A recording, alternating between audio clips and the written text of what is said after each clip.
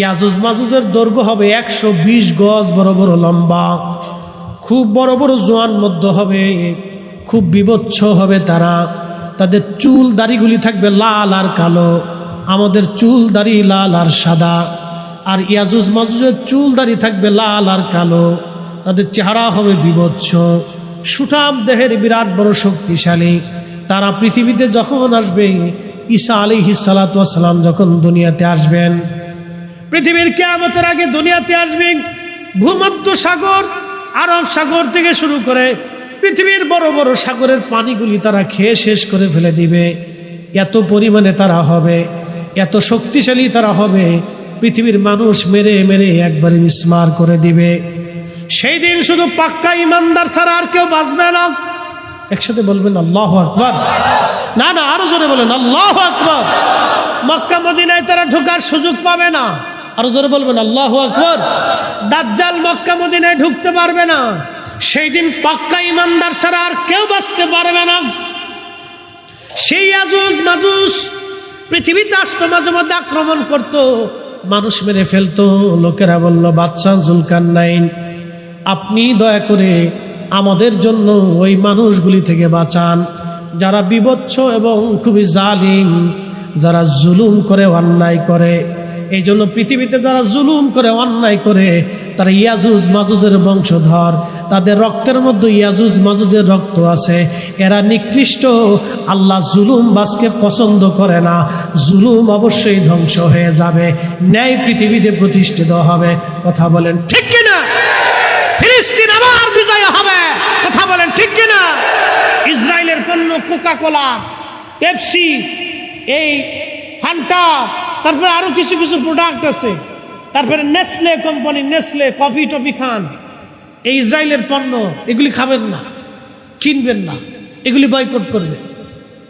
Pepsi, Coca কোলা, Nestle কোম্পানির পণ্যগুলি, এই যে যারা জানেন না এখন জানতেছেন, এগুলি কিনবেন না, এটি ইসরায়েলের প্রোডাক্ট। আপনি 1 টাকা দিয়ে যদি কিনেন তাহলে বুঝলেন আপনি ফিলিস্তিনের ভাইয়ের বুকে গুলি করছেন, আপনি জুলুমে সাহায্য করছেন। হ্যাঁ, কি কথা কন না কেন? জোরে বলেন। কষ্ট হচ্ছে আপনাদের? তাহলে একসাথে জোরে বলেন আল্লাহু আকবার। আমাদেরকে ন্যায়ের পথে থাকতে হবে। কথা বলেন ঠিক কিনা? হকের পথে থাকতে হবে। আল্লাহ কবুল করুক, বলেন আমিন। বন্ধু আমার, বাদশা জুলকারনাইন বললেন, ঠিক আছে, আমি প্রাচীর নির্মাণ করে দিব। সেই দিন তিনি যে পাহাড়ের, 2 পাহাড়ের মাঝখান দিয়ে বিরাট এক গিরিপথ ছিল, এই গিরিপথ দিয়ে তারা আসতো।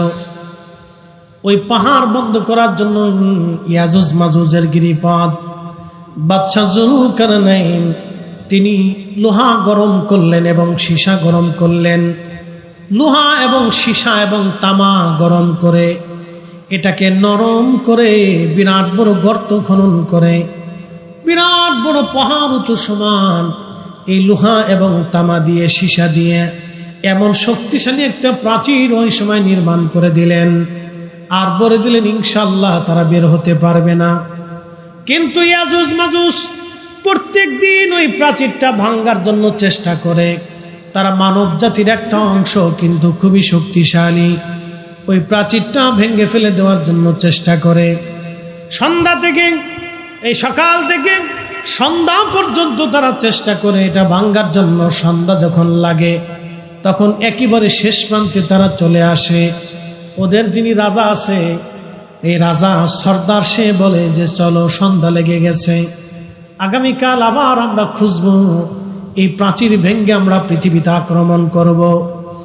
কিন্তু সকালবেলা এসে তারা দেখে পুনরায় সেই প্রাচীর আবার নির্মাণ হয়ে যায়।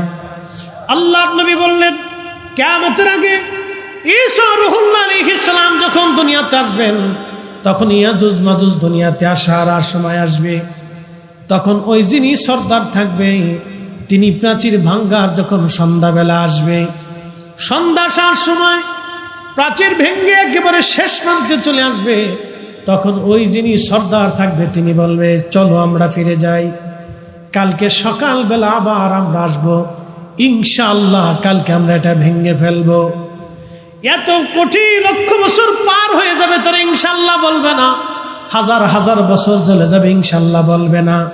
কিন্তু যেই দিন ইনশাআল্লাহ বলবে, সেই দিন প্রাচীর তারা ভেঙে ফেলে দিয়ে দুনিয়ার মধ্য তারা এত দ্রুত গতিতে ছড়ায় যাবে যে ভূমধ্য সাগরের মধ্যে কোনো পানি থাকবে না, কোনো নদীর পানি তারা অবশিষ্ট রাখবে না, সব খেয়ে দিয়ে একবারে সাবার করে দিবে। মানুষ মেরে মেরে সাফ করে ফেলবে, পৃথিবীতে বিভৎস লেগে যাবে, ইমানদার ছাড়া কেউ বাঁচতে পারবে না। সমস্ত মানুষেরা হযরতে ঈসা রূহুল্লাহ আলাইহিস সালাতু ওয়াস সালামের কাছে যাবে, ওগো আল্লাহর নবী, আপনি তো এই নবীর উম্মত হয়ে আসছেন, আপনার দোয়ার বরকত আছে, ইয়াজুজ মাজুজের অত্যাচারে আমরা ধ্বংস হয়ে যাচ্ছি, পৃথিবী নিশ্চিহ্ন হয়ে যাচ্ছে, আপনি ওদের জন্য বদদুয়া করে দেন। হযরতে ঈসা রূহুল্লাহ আল্লাহর দরবারে হাত বাড়াবেন, রাব্বি, এত বড় শক্তিশালী জাতি, যাদের সাথে যুদ্ধ করার মতো সেনাবাহিনী আমাদের নাই, আল্লাহ তুমি এই জাতিকে ধ্বংস করে দাও। দেখবেন ইসরায়েল একদিন ধ্বংস হবে, আল্লাহর দরবারে এমন একজন হাত বাড়ায় কেঁদে ফেলবে, যার হাত আমার আল্লাহ আসমান থেকে ফিরাবে না। কি কথা বলেন, ঠিক না বেঠে?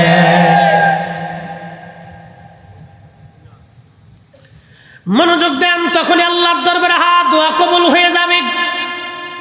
ওদের ঘাড়ের উপরে এক ধরনের পোকা সৃষ্টি হবে, পোকা পোকা পোকা সৃষ্টি হবে ঘাড়ের উপরে। আমাদের ঘাড়ের এখানে দেখবেন একটা উঁচু জায়গা আছে, হাড্ডির মতো একটা জায়গা থাকে, এই জায়গাটা ওদের পোকার সৃষ্টি হবে। এই পোকা সৃষ্টি হয়ে যাওয়ার পরে কোটি কোটি কোটি বিলিয়ন কোটি কোটি আজুজ মাজুজ মারা যাবে, রাতারাতি পোকায় তারা মারা যাবে, সারা পৃথিবী গন্ধে ছড়ায় যাবে, এত পরিমাণে গন্ধ হবে, ওই গন্ধে মানুষ টিকতে পারবে না। আবার তারা ঈসা রূহুল্লাহর কাছে যায়, বলবে, ওগো আল্লাহর নবী, এত দুর্গন্ধ বেঁচে থাকা দায় হয়ে গেছে, আপনি এই পচা থেকে বাঁচানোর জন্য আল্লাহর দরবারে দোয়া করে দেন। আল্লাহর নবী ঈসা রূহুল্লাহ আলাইহিস সালাম হাত তুলবে, রাব্বি, সারা পৃথিবী গন্ধে ছড়ায় গেছে, আল্লাহ আপনি পচা সরায় দেন। মুসুলধারে একাধারে 7 দিন, মতান্তরে 40 দিন পর্যন্ত বৃষ্টি নামবে। আল্লাহু আকবার! না না, আরো জোরে, আরো জোরে, জোরে জোরে। বৃষ্টি কার রহমত? জোরে বলেন, কার? ওই আপনাদেরকে আল্লাহ উপকূলবাসীদেরকে কষ্ট দেয়, কিন্তু সারা বাংলাদেশের মানুষকে আল্লাহ আরাম দেয়। আপনাদের এই কষ্টের বিনিময়ে সারা বাংলাদেশে আল্লাহ আরাম দিয়ে দেয়। ফসা গলা, ময়লা, আবর্জনা, বিবর্জনা, রোগ ব্যাধি বৃষ্টির সাথে আল্লাহ ভাসায় নিয়ে চলে। 7 দিন মতান্তরে 40 দিন একাধারে আকাশ থেকে মুষলধারে বৃষ্টি হবে। ওই বৃষ্টির পানিতে ইয়াজুজ মাজুজের লাশগুলি ভাসায় ভাসায় আল্লাহ সমুদ্রে নিয়ে চলে যাবে, সারা পৃথিবী পয়জন মুক্ত হয়ে যাবে। আল্লাহ নবী বলেন, উম্মতেরা, হযরত ঈসা নবী এবং ইমাম মাহদী সারা পৃথিবীতে এইরকম ভাবে ন্যায় ইনসাফ প্রতিষ্ঠিত করবে। কোনো সুদ থাকবে না, ঘুষ থাকবে না, কারো জমিন অন্যায়ভাবে দখল করবে না, হত্যা হবে না, কারো মাথায় বাড়ি মারবে না, কারো অন্যায়ভাবে ঘুষি দিবে না, কারো জমিন কেড়ে নেবে না, কারো মেয়ে নিয়ে কেউ পালিয়ে যাবে না, কারো ইজ্জতে কেউ হাত দিবে না, কাউকে বকা দিবে না, কাউকে গালি দিবে না। এই অন্যায় জুলুম পৃথিবী থেকে নিশ্চিহ্ন হয়ে যাবে, মিসমার হয়ে যাবে সেই দিন। এমনকি কোনো পশুর সাথে সেই দিন জুলুম করবে না।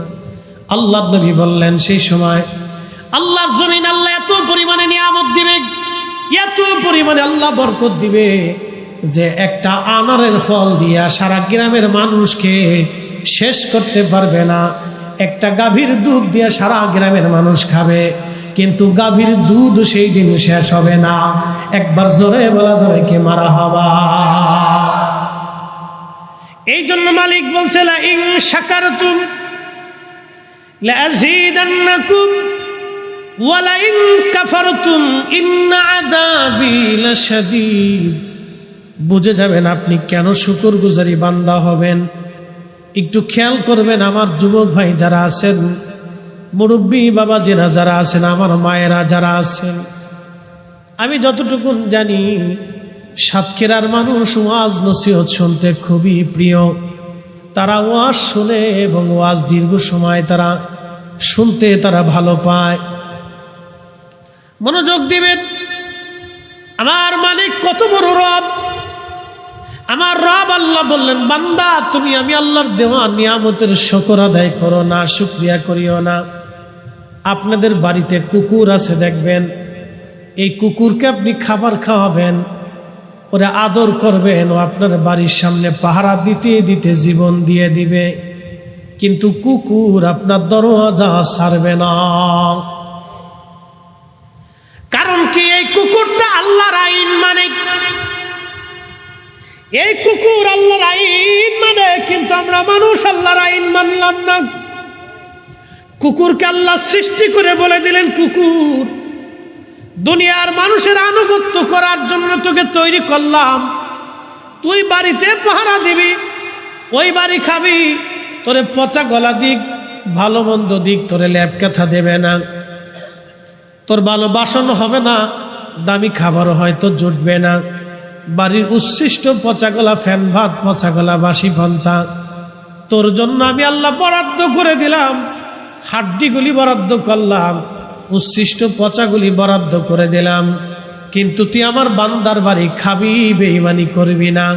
কুত্তা আল্লাহর আইন অনুযায়ী আমাদের বাড়ি খায়, কিন্তু বাড়ি পাহারা দেয়, বেঈমানি করে না। কিন্তু আমরা মানুষ আল্লাহরটা খাইলাম, আল্লাহরটা পড়লাম, আল্লাহরটা নিলাম, ভোগ বিলাস করলাম, তারপরেও আল্লাহর সাথে বেঈমানি নাফরমানি করি। কথা বলেন ঠিক কিনা? বুঝে যাবেন, বুঝাটা জরুরি। এই জন্য আল্লাহ বললেন, বান্দা আনিশকুরলি, তুমি আমার কৃতজ্ঞ হও, আনিশকুরলি, তুমি আমার আল্লাহর কৃতজ্ঞ হও, আমি আল্লাহর প্রতি কৃতজ্ঞ হও। আল্লাহ বললেন, আমি আল্লাহর প্রতি তুমি কৃতজ্ঞ হও, তুমি আল্লাহর প্রতি কৃতজ্ঞ হও, শুকর আদায় করো, নাফরমানি করিও না, অকৃতজ্ঞ হইও না, নাফরমানি করিও না, অকৃতজ্ঞ হইও না, তুমি শুকর আদায় করো। বান্দা লা ইন শাকারতুম, শুকর আদায় করো। ওয়াশকুরুলি ওয়া লা তাকফুরুন, বান্দা তুমি আমি শুকর আদায় করো, নাফরমানি তুমি করিও না, না শুকরিয়া তুমি করিও না, অকৃতজ্ঞ হইও না। প্রিয় সাতক্ষীরার মুসলমান, খুবই মনোযোগ দিয়ে শুনে যাবেন যে আল্লাহ বন জঙ্গলে পশু পাখি দিয়া, গাভীর দুধ আর উট ছাগল দম্বা ভেড়া দিয়া, সন্তান আর স্ত্রী দিয়া, বাবার মা দিয়া, দুনিয়াদারি দিয়া, সুন্দর করে সমাজকর্ম, এই সবুজ শ্যামল পৃথিবী, আকাশ, চন্দ্র, সূর্য এবং বাতাস দিয়া যে আল্লাহ আমাদের কলিজাকে ঠান্ডা বানাইলেন। যদিও আপনারা সমুদ্রের পারের মানুষ, উপকূলীয় এলাকার মানুষ, আপনাদের কষ্ট হয়। এই যে দেখেন আল্লাহ একটা ঝড় তুফান আল্লাহ দিলেন সারা বাংলাদেশে। এই ঝড় তুফান শুধু যায় না, এর সাথে বৃষ্টিও আল্লাহ দিলেন। কোটি কোটি হেক্টর জমিতে আল্লাহ পানি দিয়ে ভরে দিলেন, সবুজ শ্যামল করে দিলেন। মেশিনের পানির ফসল, বৃষ্টির পানির ফসল এক না। বৃষ্টির পানির ভিতরে আল্লাহ প্রোটিন দিয়ে রাখেন, বৃষ্টির পানির ভিতরে বরকত লুকায়িত থাকে। ওই বৃষ্টির পানি যখন জমিনের মধ্যে পড়ে, জমিন সজীব হয়ে যায়, জমিনে ফসল বেড়ে যায়, গাছ তরুলতা সজীব হয়ে ওঠে। দেখেন, যদিও আপনাদের কষ্ট হয়েছে, কিন্তু কোটি কোটি মানুষের উপকার হয়েছে, কোটি কোটি মাখলুকের উপকার হয়েছে, কোটি কোটি ফসল, হেক্টর জমির ফসলের উপকার হয়েছে। যদিও আপনাদের অনেকের ক্ষতি হয়েছে, কিন্তু কোটি কোটি মানুষের উপকার হলো। এত প্রচন্ড গরম যিনি ঠান্ডা বানাই দিলেন, একসাথে বলেন সেই ক্ষমতার মালিককে। নানা হাত উঁচা করে বলেন কে? ঘূর্ণিঝড় কি আবহাওয়া অধিদপ্তরের অধীনে, আল্লাহর অধীনে? জোরে বলেন, কার অধীনে? তাহলে এই ঘূর্ণিঝড় আইন মানে কার? সূর্য আইন মানে কার? এই সমুদ্র আইন মানে কার? সুন্দরবনের গাছ কি আপনারা লাগাইছে? তো লাগাইলো কে? এই হাজার হাজার বছর ধরে সুন্দরবনের গাছ আল্লাহ লাগাইয়া, সমুদ্রের পরে বিরাট বড় সুন্দরবন দিয়া আল্লাহ আপনাদেরকে প্রকাশ্য একবারে ওপেন ঝড় আর তুফান থেকে বাঁচাইয়া আল্লাহ আপনাদেরকে নিরাপত্তা দিলেন, তাহলে বলেন দিন শেষে আইন মানব কার? নারা চিৎকার মেরে বলেন আইন মানব কার? সেজদা হবে কার? জিকির হবে কার? আল্লাহর কোরআন বলতেছে কুল, হুজুর আপনি বলে দেন ইন্না সলাতি ওয়া নুসুকি ওয়া মাহইয়ায়া ওয়া মামাতি লিল্লাহি রাব্বিল আলামিন।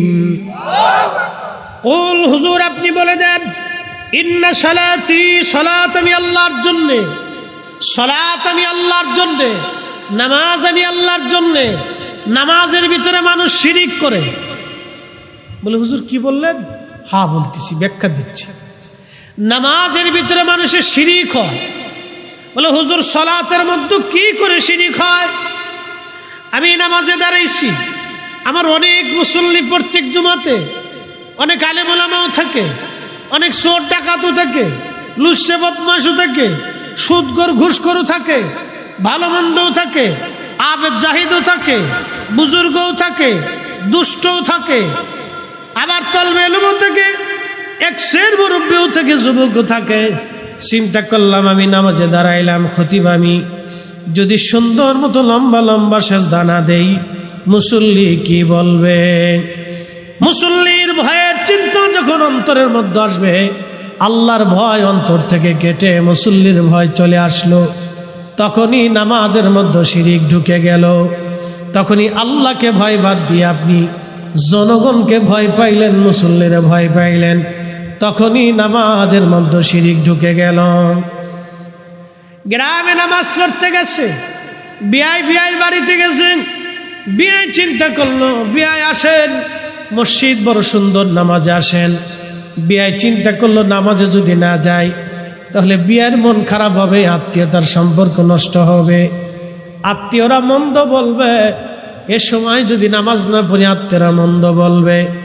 ঠিক তখনই আত্মীয়তার ভয় যখন অন্তরে আসলো, আল্লাহর ভয় বাদ দিয়া তখনই নামাজের মধ্যে শিরিক ঢুকে গেল। সমাজে বিচার সালিশ বসেছে, চেয়ারম্যান সাহেব অথবা ইমাম সাহেব হুজুর অথবা পীর সাহেব হুজুর বলল বার সালিশ দরবার পরে করবো, জোহরের আজান পড়ছে, আসেন নামাজ পড়ে আসি। ওর ভিতরে দেখবেন কিছু সংখ্যক মানুষ বেনামাজি, নামাজ পড়ে না। এরা চিন্তা করলো যদি নামাজে না যায় সমাজ কি বলবে, সমাজ কি বলবে, আজ দুর্নাম হবে, চলো নামাজে যাই। তখন তারা সমাজের ভয়ে নামাজে যায়। আল্লাহ রসুল বললেন উম্মত তখনই নামাজে শিরিক এসে যাবে। এই যে জুমার দিনে সাপ্তাহিক কিছু মুসল্লি আছে, সারা সপ্তাহের মধ্যে নামাজ পড়ে না, শুধু জুমার নামাজ পড়ার জন্য যায়। জুমার নামাজের আজান পড়লে গোসলাদি করে সেন্টেড মেরে একটু ভাব চক্কর দিয়া মসজিদে ঢুকে সবার পরে বের হয় সবার আগে। কি কথা কন না, কে আছে না? মসজিদে ঢুকে সবার পরে বের হয় সবার আগে। বিরাট মুসল্লি, সপ্তাহে হাজিরা দিতে গেছে। এই যে চিন্তা করলো সপ্তাহে জুমার নামাজ যদি মসজিদে না যায় সমাজের মানুষ কি বলবে, তখন আর নামাজে আল্লাহর ভয় নাই, ভয় হয়ে গেল সমাজের। কিন্তু আমাদের নামাজ হবে কার জন্য? আল্লাহর কোরআন বলতেছে قد أفلح المؤمنون الذين هم في صلاتهم خاشعون।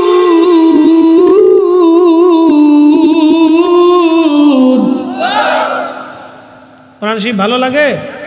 তাহলে একসাথে আবার জোরে বলুন আল্লাহু আকবার। আল্লাহর কোরআন বলতেছে হুজুর সফল কাম সে, কামিয়াবি হাসিল করলো সে, জিন্দেগি কামিয়াব তার যে নামাজের মধ্যে খুশু অবলম্বন করে একাগ্র চিত্তে শুধু আপনি আল্লাহর ভয়ে, আমি আল্লাহর ভয়ে, রসুল আপনি বলে দেন আমি আল্লাহর ভয়ে, আমি আল্লাহর জন্যে, আমি আল্লাহকে খুশি করার জন্যে যে সলাতে দাঁড়ায় যায়, যে সেজদাতে চলে যায়, যে রুকুতে চলে যায়, এ নামাজি কামিয়াবি। সেই প্রকৃত মুমিন, সেই সফল কাম হবে, নতুবা সফল কামের আর কোনো সুযোগ নাই। এজন্য সালাত আল্লাহর জন্য হবে, নামাজ আল্লাহর জন্য হবে। সমাজের ডরে নামাজ হবে না, নামাজ হবে আল্লাহর ভয়ে। আল্লাহর জন্য নামাজে দাঁড়াবেন। কালকে জুমার দিন আসতেছে, এই জুমার দিনের ফজিলত আল্লাহ রাসূল উম্মতকে বলেন, উম্মতেরা জুমার দিন আজান পড়ার সঙ্গে সঙ্গে ইয়া আইয়ুহাল্লাযীনা আমানু ইযা নুদিয়া লিস-সালাতি মিন ইয়াউমিল জুমআতি ফাসআউ ইলা যিকরিল্লাহি ওয়া যারুল বাই'। হে ঈমানদার, জুমার নামাজের আজান যখন পড়ে যায়, তুমি বেচা বিক্রি বন্ধ করো, ব্যবসা বন্ধ করো, চাকরি বন্ধ করো, ক্ষেত খামার বন্ধ করো, সংসার বন্ধ করো, গরু ছাগল বন্ধ করে দাও, বেচা বিক্রি বন্ধ করো, সমাজ সমাজ বন্ধ করো, তোমার জীবনের সব চাহিদা বন্ধ করো। এখন নামাজের জন্য রেডি হও, নামাজের জন্য তৈরি হও। আল্লাহ স্মরণে মসজিদের দিকে তুমি ধাবিত হও। যালিকুম খায়রুল লাকুম ইন কুনতুম তা'লামুন। যদি তুমি বুঝো এটার ভিতরে বিরাট কল্যাণ নিহিত আছে। আল্লাহর নবী বললেন, জুমার দিনে যে মুসল্লি গোসল আদি করিয়া, সুন্দর পোশাক পরিয়া, চমৎকার পোশাক পরিয়া, পায়ে হেঁটে হেঁটে হেঁটে হেঁটে মসজিদে চলে যায় আদবের সাথে, মসজিদের প্রথম কাতারে ইমামের কাছাকাছি বসে আদবের সাথে খুতবা শুনে, ধীর স্থিরতার সাথে নামাজ আদায় করে, খুব আদবের সাথে বের হইয়া আবার হেঁটে হেঁটে হেঁটে হেঁটে বাড়ি চলে আসে। সুনান তিরমিজিতে বিশুদ্ধ সনদে আল্লাহর নবী বললেন, উম্মতেরা শুনে নাও, প্রত্যেক কদমে কদমে আমার আল্লাহ 1 বছরের নফল রোজা এবং নফল নামাজ 1 বছর একটানা করলে যে নেকি হয়, প্রত্যেক কদমে কদমে আল্লাহ ওই জুমার মুসল্লির কদমে কদমে আল্লাহ নেকি লিখে দেয়। না না, আরো জোরে বলেন আল্লাহু আকবার। তাহলে মসজিদে জুমার নামাজে যাবেন, ধীর স্থিরতার সাথে যাবেন। অনেকে মসজিদে যায় হইচই করে, হই হুল্লা করে, চিল্লা ফাল্লা করে, লাফালাফি করে, সালিশ দরবার করে, এই গল্প সেই গল্প, এই আলাপ সেই আলাপের অত হয়ে যায়। না না না, আবার বলে দিয়ে যায়, ধীর স্থিরতার সাথে পায়ে হেঁটে হেঁটে হেঁটে হেঁটে আদবের সাথে ইমামের কাছাকাছি বসে খুতবা শুনবে, ধীর স্থিরতার সাথে নামাজ আদায় করবে ভদ্রচিতভাবে, আবার পায়ে হেঁটে হেঁটে হেঁটে হেঁটে বাড়িতে চলে আসবে। আল্লাহর নবী বললেন, প্রত্যেক কদমে কদমে 1 বছরের নফল রোজা এবং নফল নামাজ পড়লে যে নেকি হয়, আল্লাহ বান্দার আমল নামা সেই নেকি লিখে দিবে। একবার জোরে বলা যাবে কি সুবহানাল্লাহ। আজকে আপনি মাহফিলে আছেন, আমি ফরিদি সাহেব মাহফিলে আছি, বাড়ি পর্যন্ত যাওয়ার সুযোগ নাও আসতে পারে, সুযোগ নাও আসতে পারে। আজকে যদি আমি মারা যাই, কালকে মাগরিবের আগে আমার আপনার দাফন হবে, সবাই বলবে সন্ধ্যার আগেই দাফন করে দাও। তারপর আর একটা কথা আছে, বিজ্ঞানের গবেষণায় 24 ঘন্টা পরে প্রত্যেক মানুষের পায়খানার রাস্তা দিয়ে একটা পোকা বের হইয়া তামাম শরীরের মধ্যে ছড়ায় যায়। ওই পোকাটা খালি চোখে দেখা যায় না, ওই পোকাটা সমস্ত শরীরের মধ্যে ছড়ায় যায়। 24 ঘন্টায় কিন্তু মানুষের শরীর পচে না। ওই পোকাটা পায়খানার রাস্তা থেকে বের হয়ে আসে, পেটের ভিতর থেকে সারা শরীরের মধ্যে ছড়ায়া পচা দুর্গন্ধ, বিশ্রী দুর্গন্ধ মানুষের মধ্যে ছড়ায় যায়। যেই প্রাণের স্ত্রীর জন্য আপনি সুদ খাইলেন, ঘুষ খাইলেন, অন্যায় করলেন, সেই স্ত্রীও তাড়াতাড়ি বলবে দাফন করে দেন, গন্ধ গন্ধ ছড়ায় গেছে, গন্ধ ছড়াইছে। যে সন্তানের জন্য হারাম খাইছেন, ওই সন্তান বলবে গন্ধ বাবারে তাড়াতাড়ি কবরে দিয়ে দেন। আল্লাহর কসম, এটাই ছিল সত্য মানুষের জীবন। আহা, মানুষ যদি বুঝতো তার রাব যে তার আপন, তার রসুল যে তার আপন, মানুষ যদি বুঝতো তার রাব আপন, তার রসুল আপন, সৃষ্টি তার কে মানুষের কেউ আপন হয় না, সব পর হয়ে যায়। আল্লাহর কোরআন বলতেছে, ইয়া আইয়ুহাল্লাযীনা আমানু লা তুলহিকুম আমওয়ালুকুম ওয়ালা আওলাদুকুম আন যিকরিল্লাহ।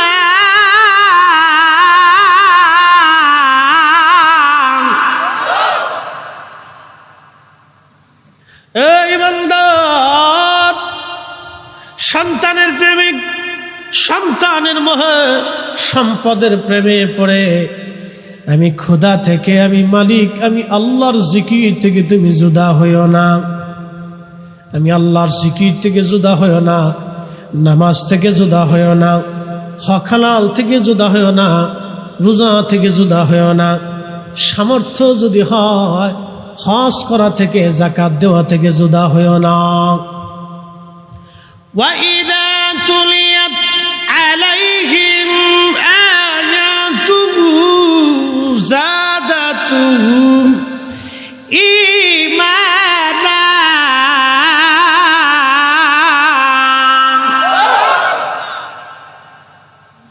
وَإِذَا تُلِيَتْ عَلَيْهِمْ آيَاتُهُ زَادَتْهُمْ إِيمَانًا।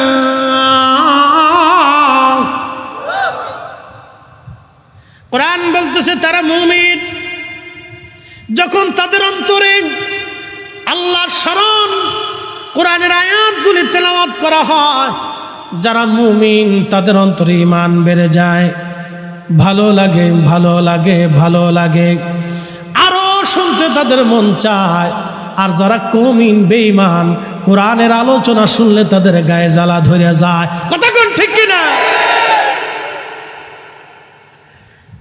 সৎকেরাবাসী মা বোনেরা শুনিয়া যান, এই জন্য প্রত্যেক ঘরে ঘরে কোরআনের আওয়াজ দরকার। আগের যুগে দেখেছি দাদি নানিরা ভাঙ্গা ভাঙ্গা গলায় কোরআন পড়তো। অত বিশুদ্ধ ছিল না, কিন্তু ভাঙ্গা ভাঙ্গা গলায় কোরআন পড়তো। যদিও এত বিশুদ্ধ ছিল না, কিন্তু ইখলাস ছিল অন্তরের মধ্যে। এত বেশি ইখলাস ছিল, তারা প্রত্যেক দিন সকালবেলা কোরআনের আওয়াজ দিত। প্রত্যেক ঘরে যদি সূরা বাকারা তেলাওয়াত হয়, মনে রাখবেন সূরা বাকারা প্রত্যেক ঘরে যদি তেলাওয়াত হয়, ওই ঘরে জিন, ভূত, প্রেত, শয়তান, বদমাশ, বালা মুসিবত ওই ঘরের ভিতরে প্রবেশ করতে পারে না। একবার জোরে বলা যাবে কি মারহাবা। সূরা বাকারার ফজিলতে আসছে। সূরার নাম কি? জোরে বলেন, জোরে বলেন, জোরে জোরে। সূরা বাকারা। আলিফ লাম মিম যালিকাল কিতাবু লা রাইবা ফীহি হুদাল লিল মুত্তাকিন الذين يؤمنون بالغيب ويقيمون الصلاة ومما رزقناهم ينفقون والذين يؤمنون بما أنزل إليك وما أنزل من قبلك وبالآخرة هم يوقنون। সূরা বাকারা যদি কেউ তেলাওয়াত করে, জিন, ভূত, শয়তান তার ঘরের মধ্যে আসবে না, বালা আসবে না। সহিহ বুখারী শরীফের ভিতরে ফাজাইলুল কোরআনের ভিতরে এসেছে, আল্লাহর নবীর সাহাবী আবু হুরায়রা রাদিয়াল্লাহু আনহু বলেন, আল্লাহর নবী আমাকে বললেন, আবু হুরায়রা, বাইতুল মাল তুমি পাহারা দেবা। আবু হুরায়রা বললেন, আমি বাইতুল মাল পাহারা দেওয়ার জন্য রাত্রিবেলা বসে আছি। এমন সময় দেখি বাইতুল মালে একটা চোর আসছে। এই যে আপনারা, আমরা যারা হাজি হজ করতে যাব, মাস্টার সাহেব জানে, হজের সময় মক্কায়ও চুরি হয়। মাকালের ফল দেখতে ভালো, উপরে লাল নীল ভিতরে কালো, ঠিক কিনা? মাকালের ফল দেখতে ভালো, উপরে লাল নীল ভিতরে কালো। সারা জীবন এমনি গেল দয়াল, খাইতে আমরা পারলাম না। যার ভিতরে নাই রসুলের প্রেম, তার সাথে ভাব কইর না। কথা বলেন, যার ভিতরে নাই কোরআনের প্রেম, তার সাথে ভাব কইর না। মাকালের ফলের অভাব নাই, নামে মুসলমান কাজে নাই। কি কথা কর না, ঠিক কিনা? মসজিদে এখনো জুতা চুরি হয়, কারা করে? অথচ আমরা মুসলিম মুসলিম মুসলিম মুসলিম, যারা জীবন দিয়েছে মিথ্যা বলে নাই। মুসলিম যারা কুফফারদের সামনে হাসতে হাসতে জীবন দিয়েছে, কাফেরের কাছে মাথা নত করে নাই। আমরা মুসলিম, ফিলিস্তিনের মুসলমানেরা হাসতে হাসতে জীবন দিয়ে দেয়, ইসরায়েলের কাছে মাথা নত করে নাই। কথা বলেন ঠিক কিনা? প্রিয় মুসলমান আমার, খুব মনোযোগ দিয়ে, 30 থেকে 40,000 মুসলমান ফিলিস্তিনে আজ শহীদ হয়ে গেছে। ও যুবকরা, মা বোনেরা শুনে যান, ফিলিস্তিনের নারীদের দিকে আপনি তাকান। মা বোনেরা, ফিলিস্তিনের নারীর দিকে আপনি তাকান। মা সন্তান মরে গেছে কোলের মধ্যে, ছিন্ন বিচ্ছিন্ন সন্তানের লাশ, কিন্তু মা হেজাব ছেড়ে দেয় নাই। ভাইয়ের লাশ সামনে নিয়ে বসে আছে, বোন হেজাব ছাড়ে নাই। বাবার লাশ সামনে নিয়ে ছিন্ন ভিন্ন লাশ, রক্ত মাখা, হাত নাই, পা নাই, চোখ নাই, লাশ। সন্তান মেয়ে বসে আছে, কিন্তু বোরকা ছাড়ে নাই। স্বামীর লাশ স্ত্রীর সামনে নিয়ে বসে আছে, বোরকা ছাড়ে নাই। এ নারী, ফিলিস্তিন থেকে তুমি শিক্ষা নাও, ফিলিস্তিনের নারী থেকে তুমি শিক্ষা নাও। পর্দা কি করে করতে হয়? ওরা জীবন দেয়, বোরকা ছাড়ে না। ওরা জীবন দেয়, বোরকা ছাড়ে না। ওরা জীবন দেয়, হেজাব ছাড়ে না। আর আমার দেশের নারীরা সুখের মধ্যে তারা হেজাব পরে না। কি কথা কন না কেন? রাস্তায় যদি দেখবেন চটপটি হাউস, ফুচকা হাউস, জায়গায় জায়গায় রেস্টুরেন্ট হয়েছে, আমি মনে করছি রেস্টুরেন্ট না, এগুলো বেহাপনার নিবৃত জায়গা। কালকে নরসিংদী চরে গেলাম, যে চরে রাস্তা ছিল না, সরকার রাস্তা করে দিয়েছে। ব্রিজ পার হয়ে যাওয়ার পরে চর এলাকা, দুই পাশ দিয়ে বিরাট বড় বড় রেস্টুরেন্ট পার্ক হয়ে গেছে। মুসল্লিরা বলল, হুজুর, প্রত্যেক দিন বিকেল বেলা হাজার হাজার নারী পুরুষ, যুবক আর যুবতী, বুড়া মানুষ তো আর যায় না, একশের যুবক আর যুবতী, ফুচকা হাউস, রেস্টুরেন্ট, এটা সেটা। আহা, কি বলবো, মনে হয় এটা ইউরোপের মতো হয়ে গেছে। নারীরা ঘর থেকে বের হইয়া পুরুষের সাথে রেস্টুরেন্টে যায়, যারা গল্প করে খাবার খায়, ও নারী জাতির কলঙ্ক। ওই নারীর ভিতর থেকে আগামীর মুসলমান, ভালো কোনো মুসলমান আশা করা যায় না। কথা কন না কেন? ও নারীর থেকে আগামী দিনে ভালো কোনো মুসলমান আশা করা। এই জন্য ফিলিস্তিনের নারীর সন্তান হওয়ার পরে যুদ্ধ করে মরে যায়, কিন্তু মিথ্যার কাছে মাথা নত করে না। ছোট্ট বাচ্চাকে জিজ্ঞেস করেন, কেমন আছো? বলে আলহামদুলিল্লাহ।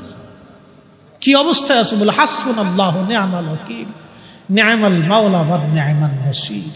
আহা, জবাব শুনলে প্রত্যেকটা শরীরের লোম খাড়াই যায়। বলে কি বাচ্চা, কত দেওয়ান মিসমার করে দিয়েছে, বোমা মেরে মেরে। প্রত্যেকটা বিল্ডিং এ 2-4টি করে বোমা মারছে। একটা আবাদী শহর আজকে অনাবাদী করে দেওয়া হয়েছে, মাইলের পর মাইল, শুধু কালো আর কালো, পারদ আর পারদ, বারদ আর বারদ। ধ্বংসস্তূপের মধ্য থেকেই তারা আল্লাহকে সেজদা দিচ্ছে। একটা বাচ্চাকে জিজ্ঞেস করা হলো, বলে ফ্যামিলির সবাই শহীদ হয়ে গেছে, শুধু আমি বেঁচে আছি। একটা বাবা মিষ্টি খাওয়াচ্ছে, মিষ্টি নাই তো চকলেট খাওয়াইছে সবাইকে। জিজ্ঞেস করা হলো, তুমি চকলেট খাওয়াচ্ছ কেন? বলে আমার ফ্যামিলি সব শহীদ হয়ে গেছে, আমার প্রত্যেকটা সন্তান শহীদ হয়ে গেছে, আমি খুশিতে মিষ্টি খাওয়াচ্ছি যে তারা জান্নাতে চলে গেছে, তারা জান্নাতে চলে গেছে, আমি খুশিতে মিষ্টি খাওয়াইতেছি। পৃথিবীর সর্বশ্রেষ্ঠ জুলুম আজকে ফিলিস্তিনে হচ্ছে, পৃথিবীর নিকৃষ্ট জুলুম আজ ফিলিস্তিনের ভূখণ্ডে হচ্ছে। আপনি কল্পনা করতে পারবেন না, আমরা যখন আমাদের বাচ্চাদেরকে আদর করি তখন ফিলিস্তিনের মায়েরা তার সন্তানদের মুখে খাবার দিতে পারেন। পৃথিবীর বড় বড় বিবেকগুলি আজ নিঃসুপ, পৃথিবীর বড় বড় সেনাবাহিনীগুলি আজ নিঃসুপ, পৃথিবীর বড় বড় আমির উমরারা আজ নিঃসুপ। ওই জমিনে সাইয়েদনা ইব্রাহিম আলাইহিস সালাম যিনি ঘুমিয়েছেন, তিনি সেই খোদার খলিল, যিনি পৃথিবীর সবচেয়ে নিকৃষ্ট কুফফার বাচ্চা নমরুদের সামনে দৃঢ় চিত্তে দাঁড়িয়েছিলেন, মাথা নত করেন নাই, তাওহীদ রুবুবিয়তের দিকে তাকায়া আল্লাহর একত্ববাদের ঘোষণা তিনি দিয়েছিলেন। তিনি আমাদের মিল্লাতের বাবা ইব্রাহিম, সাইয়েদুনা ইব্রাহিম আলাইহিস সালাম ওই জমিনে ঘুমানো, ওই জমিনে ঘুমিয়ে আছেন। ওই ফিলিস্তিনিরা সাইয়েদুনা ইব্রাহিম আলাইহিস সালামের বংশধর। তারা হযরত ইব্রাহিম আলাইহিস সালামের দুইজন বিবি, একজন আম্মাজান সারা আর একজন হযরত আম্মাজান হাজেরা।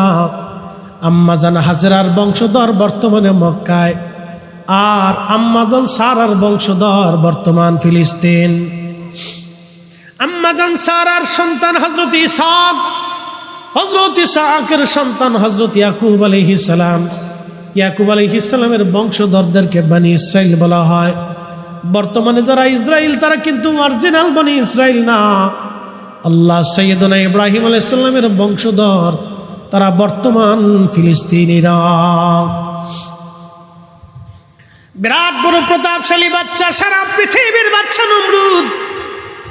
সেই দিন ইব্রাহিম আলাইহিস সালামকে সামনে নিয়ে বললেন, ইব্রাহিম তুমি কোন খোদার ইবাদত করো? বলে আমি এক আল্লাহর ইবাদত করি। বলে ইব্রাহিম তোমার খোদার ক্ষমতা কি? বলে আমার খোদার ক্ষমতা আমি তোকে জিন্দা করেন, জিন্দাকে মৃত বানান।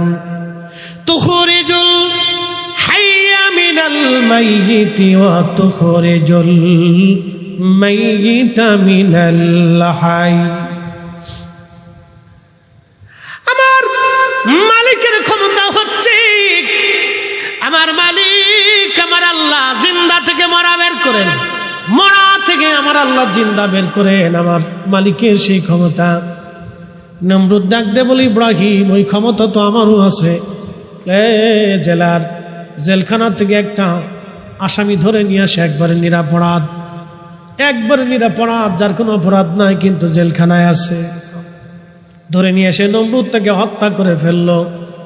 অপরাধী মৃত্যুদণ্ডপ্রাপ্ত আসামিকে জেলখানার থেকে খালাস করে দিয়ে নমরুদ বলল, দেখ ইব্রাহিম তোর খোদার যে ক্ষমতা সেই ক্ষমতা তো আমারও আছে।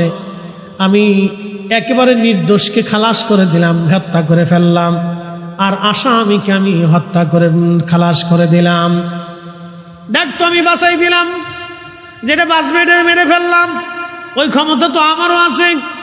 আল্লাহর খলিল দেখলেন এটা তো বেহায়া, এই বলদের সাথে তর্ক করা বৃথা। ডাক দেয়া বলে, নমরুদ রে আমার খোদার আর একটা ক্ষমতা আছে। বলে কি ক্ষমতা বলো? আমার খোদা প্রত্যেক দিন পূর্বাকাশ থেকে সূর্য উঠাইয়া পশ্চিমে ডুবায় দেয়। তোর যদি ক্ষমতা থাকে নমরুদ, পশ্চিম থেকে সূর্য থেকে উঠাইয়া পূর্ব দিকে ডুবায় দে দেখি। নমরুদ ডাক দে বলল, না এটা তো সম্ভব হবে না। নমরুদ জানে সূর্য পশ্চিম থেকে পূর্ব দিকে উঠানোর কোনো সুযোগ নমরুদের নাই।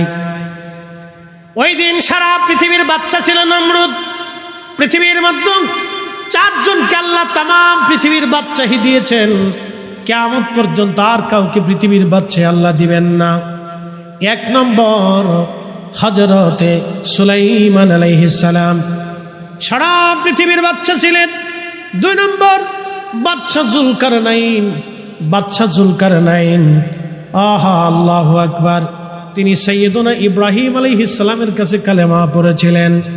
বাদশা যুলকারনাইনকে আল্লাহ তামাম পৃথিবীর বাদশাহী দিয়েছিলেন। তিনি হযরত ইব্রাহিম আলাইহিস সালামের কাছে কালেমা পড়েছিলেন। পৃথিবীর এমন কোন ইঞ্চি মাটি নাই, পৃথিবীর সূর্য ডুবে যেখানে অস্ত যায়, সমুদ্রের যেখানে সূর্য অস্ত যায় সেই পর্যন্ত বাদশা যুলকারনাইন সফর করেছিলেন। যেখান থেকে সূর্য উদিত হয় সেইখান পর্যন্ত বাদশা যুলকারনাইন গিয়েছিলেন। একবার জোরে বলা যাবে কি আল্লাহু আকবার। তেলের গাড়ি তেলে চলে,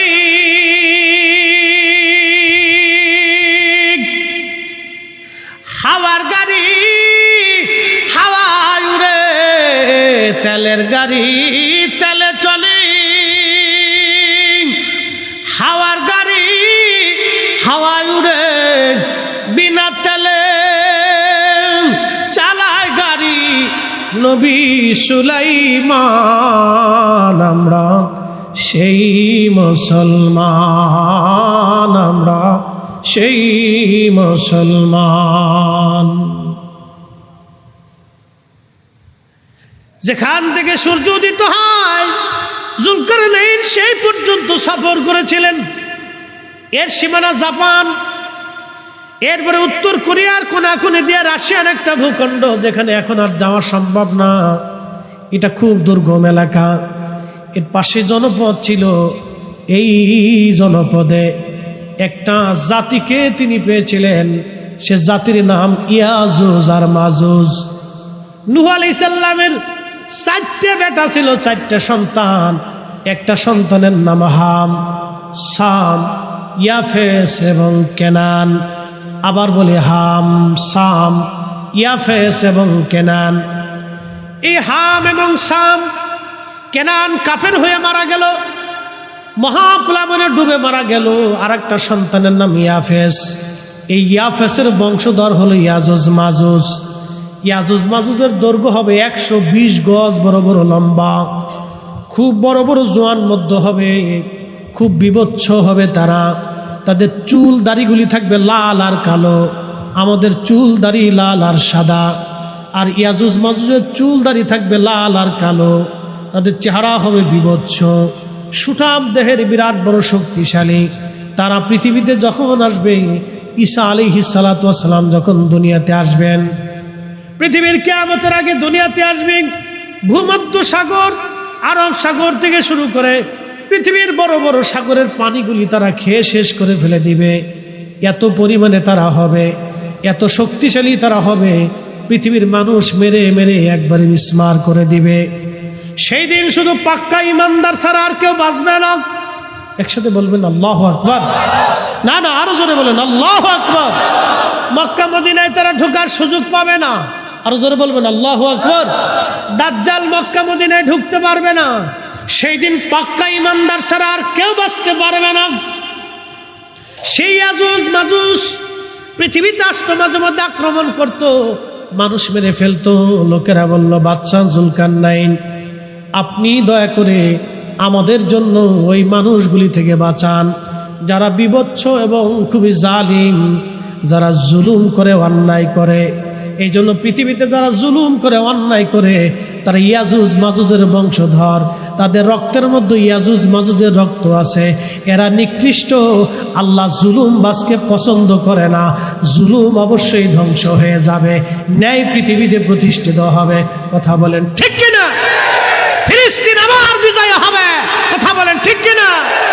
ইসরায়েলের পণ্য কোকা কোলা, পেপসি, এই ফান্টা, তারপরে আরো কিছু কিছু প্রোডাক্ট আছে, তারপরে Nestle company, Nestle coffee toffee খান, এই ইসরায়েলের পণ্য, এগুলি খাবেন না, কিনবেন না, এগুলি বয়কট করবেন। পেপসি, কোকা কোলা, নেসলে কোম্পানির পণ্যগুলি, এই যে যারা জানেন না এখন জানতেছেন, এগুলি কিনবেন না, এটি ইসরায়েলের প্রোডাক্ট।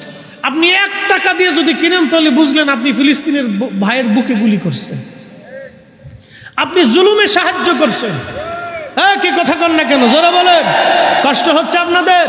তাহলে একসাথে জোরে বলেন আল্লাহু আকবার। আমাদেরকে ন্যায়ের পথে থাকতে হবে। কথা বলেন ঠিক কিনা? হকের পথে থাকতে হবে। আল্লাহ কবুল করুক, বলেন আমিন। বন্ধু আমার, বাদশা জুলকারনাইন বললেন ঠিক আছে আমি প্রাচীর নির্মাণ করে দেব। সেই দিন তিনি যে পাহাড়ের, দুই পাহাড়ের মাঝখান দিয়ে বিরাট এক গিরিপথ ছিল, ওই গিরিপথ দিয়ে তারা আসতো। ওই পাহাড় বন্ধ করার জন্য ইয়াজুজ মাজুজের গিরিপথ, বাদশা জুলকারনাইন তিনি লোহা গরম করলেন এবং সীসা গরম করলেন। লোহা এবং সীসা এবং তামা গরম করে এটাকে নরম করে বিরাট বড় গর্ত খনন করে বিরাট বড় পাহাড় উঁচু সমান এই লোহা এবং তামা দিয়ে, সীসা দিয়ে এমন শক্তিশালী একটা প্রাচীর ওই সময় নির্মাণ করে দিলেন। আর বলে দিলেন ইনশাআল্লাহ তারা বের হতে পারবে না। কিন্তু ইয়াজুজ মাজুজ প্রত্যেক দিন ওই প্রাচীরটা ভাঙ্গার জন্য চেষ্টা করে। তারা মানব জাতির একটা অংশ, কিন্তু খুবই শক্তিশালী। ওই প্রাচীরটা ভেঙে ফেলে দেওয়ার জন্য চেষ্টা করে। সন্ধ্যা থেকে, এই সকাল থেকে সন্ধ্যা পর্যন্ত তারা চেষ্টা করে এটা ভাঙ্গার জন্য। সন্ধ্যা যখন লাগে তখন একেবারে শেষ প্রান্তে তারা চলে আসে। ওদের যিনি রাজা আছে, এই রাজা সর্দার, সে বলে যে চলো সন্ধ্যা লেগে গেছে, আগামীকাল আবার আমরা খুঁজবো, এই প্রাচীর ভেঙ্গে আমরা পৃথিবীতে আক্রমণ করব। কিন্তু সকালবেলা এসে তারা দেখে পুনরায় সেই প্রাচীর আবার নির্মাণ হয়ে যায়। আল্লাহর নবী বললেন কিয়ামতের আগে ঈসা রূহুল্লাহ আলাইহিস সালাম যখন দুনিয়াতে আসবেন, তখন ইয়াজুজ মাজুজ দুনিয়াতে আসার আর সময় আসবে। তখন ওই যিনি সর্দার থাকবে তিনি প্রাচীর ভাঙ্গার যখন সন্ধ্যাবেলা আসবে, সন্ধ্যা আসার সময় প্রাচীর ভেঙ্গে একেবারে শেষ প্রান্তে চলে আসবে, তখন ওই যিনি সর্দার থাকবে তিনি বলবে চলো আমরা ফিরে যাই, কালকে সকালবেলা আবার আমরা আসবো, ইনশাআল্লাহ কালকে আমরা এটা ভেঙে ফেলবো। এত কোটি লক্ষ বছর পার হয়ে যাবে, তারা ইনশাআল্লাহ বলবে না। হাজার হাজার বছর চলে যাবে, ইনশাআল্লাহ বলবে না। কিন্তু যেই দিন ইনশাআল্লাহ বলবে সেই দিন প্রাচীর তারা ভেঙে ফেলে দিয়ে দুনিয়ার মধ্যে তারা এত দ্রুত গতিতে ছড়ায় যাবে যে ভূমধ্য সাগরের মধ্যে কোনো পানি থাকবে না, কোনো নদীর পানি তারা অবশিষ্ট রাখবে না, সব খেয়ে দিয়ে একবারে সাবার করে দিবে। মানুষ মেরে মেরে সাফ করে ফেলবে, পৃথিবীতে বিভৎস লেগে যাবে, ইমানদার ছাড়া কেউ বাঁচতে পারবে না। সমস্ত মানুষেরা হযরতে ঈসা রূহুল্লাহ আলাইহিস সালামের কাছে যাবে, ওগো আল্লাহর নবী, আপনি তো এই নবীর উম্মত হয়ে আসছেন, আপনার দোয়ার বরকত আছে, ইয়াজুজ মাজুজের অত্যাচারে আমরা ধ্বংস হয়ে যাচ্ছি, পৃথিবী নিশ্চিহ্ন হয়ে যাচ্ছে, আপনি ওদের জন্য বদদোয়া করে দেন। হযরতে ঈসা রূহুল্লাহ আল্লাহর দরবারে হাত বাড়াবেন, রাব্বি, এত বড় শক্তিশালী জাতি যাদের সাথে যুদ্ধ করার মতো সেনাবাহিনী আমাদের নাই, আল্লাহ তুমি এই জাতিকে ধ্বংস করে দাও। দেখবেন ইসরায়েল একদিন ধ্বংস হবে, আল্লাহর দরবারে এমন একজন হাত বাড়ায় কেঁদে ফেলবে যার হাত আমার আল্লাহ আসমান থেকে ফিরাবে না। কি কথা বলেন, ঠিক না বেঠে?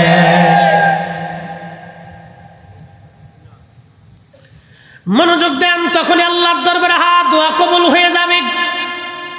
ওদের ঘাড়ের উপরে এক ধরনের পোকা সৃষ্টি হবে, পোকা পোকা পোকা সৃষ্টি হবে ঘাড়ের উপরে। আমাদের ঘাড়ের এখানে দেখবেন একটা উঁচু জায়গা আছে, হাড্ডির মতো একটা জায়গা থাকে, এই জায়গাটা ওদের পোকার সৃষ্টি হবে। এই পোকা সৃষ্টি হয়ে যাওয়ার পরে কোটি কোটি কোটি বিলিয়ন কোটি কোটি ইয়াজুজ মাজুজ মারা যাবে, রাতারাতি পোকায় তারা মারা যাবে, সারা পৃথিবী গন্ধে ছড়ায় যাবে, এত পরিমাণে গন্ধ হবে, ওই গন্ধে মানুষ টিকতে পারবে না। আবার তারা ঈসা রূহুল্লাহর কাছে যায়, বলবে ওগো আল্লাহর নবী, এত দুর্গন্ধ বেঁচে থাকা দায় হয়ে গেছে, আপনি এই পচা থেকে বাঁচানোর জন্য আল্লাহর দরবারে দোয়া করে দেন। আল্লাহর নবী ঈসা রূহুল্লাহ আলাইহিস সালাম হাত তুলবে, রাব্বি, সারা পৃথিবী গন্ধে ছড়ায় গেছে, আল্লাহ আপনি পচা সরায় দেন। মুসুলধারে একাধারে 7 দিন, মতান্তরে 40 দিন পর্যন্ত বৃষ্টি নামবে। আল্লাহু আকবার! না না, আরো জোরে, আরো জোরে, জোরে জোরে। বৃষ্টি কার রহমত? জোরে বলেন কার? ওই আপনাদেরকে আল্লাহ উপকূলবাসীদেরকে কষ্ট দেয়, কিন্তু সারা বাংলাদেশের মানুষকে আল্লাহ আরাম দেয়। আপনাদের এই কষ্টের বিনিময়ে সারা বাংলাদেশে আল্লাহ আরাম দিয়ে দেয়। ফসা গলা, ময়লা, আবর্জনা, বিবর্জনা, রোগ ব্যাধি বৃষ্টির সাথে আল্লাহ ভাসায় নিয়ে চলে। 7 দিন মতান্তরে 40 দিন একাধারে আকাশ থেকে মুষলধারে বৃষ্টি হবে।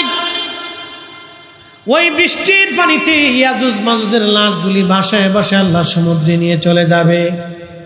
সারা পৃথিবী পয়জন মুক্ত হয়ে যাবে। আল্লাহ নবী বলেন, উম্মতেরা, হযরত ঈসা নবী এবং ইমাম মাহদী সারা পৃথিবীতে এইরকম ভাবে ন্যায় ইনসাফ প্রতিষ্ঠিত করবে। কোনো সুদ থাকবে না, ঘুষ থাকবে না, কারো জমিন অন্যায়ভাবে দখল করবে না, হত্যা হবে না, কারো মাথায় বাড়ি মারবে না, কারো অন্যায়ভাবে ঘুষি দেবে না, কারো জমিন কেড়ে নেবে না, কারো মেয়ে নিয়ে কেউ পালিয়ে যাবে না, কারো ইজ্জতে কেউ হাত দিবে না, কাউকে বকা দিবে না, কাউকে গালি দিবে না। এই অন্যায় জুলুম পৃথিবী থেকে নিশ্চিহ্ন হয়ে যাবে, মিসমার হয়ে যাবে সেই দিন। এমনকি কোনো পশুর সাথে সেই দিন জুলুম করবে না। আল্লাহ নবী বললেন, সেই সময় আল্লাহর জমিন আল্লাহ এত পরিমাণে নিয়ামত দিবে, এত পরিমাণে আল্লাহ বরকত দিবে যে একটা আনারের ফল দিয়া সারা গ্রামের মানুষকে শেষ করতে পারবে না। একটা গাভীর দুধ দিয়ে সারা গ্রামের মানুষ খাবে, কিন্তু গাভীর দুধ সেই দিন শেষ হবে না। একবার জোরে বলা যাবে কি মারহাবা। বুঝতে অসুবিধা হয়? এই নিয়ামতটা একটা কারণে হবে, ন্যায়ের কারণে। আমাদের বাংলাদেশের মানুষের তকদির চেঞ্জ হয় না কেন জানেন? ন্যায় নাই। কি কথা কন না কেন? মামলা যে করে সে অর্ধেক মিথ্যা লেখে, অর্ধেক সত্য লেখে। মামলা করার আগে উকিলের কাছে যায়, পরামর্শ করে যে কিভাবে মামলা সাজাইলে মামলাটা জটিল হবে। মামলার শুরুটাই হয় মিথ্যা দিয়ে। বাংলাদেশের 100% মামলার 99% মামলা মিথ্যা। আমি কিন্তু খারাপ বলিনি, ডোন্ট মাইন্ড, খারাপ নিবেন। মামলার শুরুটা হয় মিথ্যা দিয়ে। তখন প্রশাসন চিন্তা করে এটার স্টার্ট হয়েছে মিথ্যা দিয়ে, এটা শেষও হবে মিথ্যা দিয়ে। এই জন্য সবাই কয় খালি মাল নিয়ে আসো।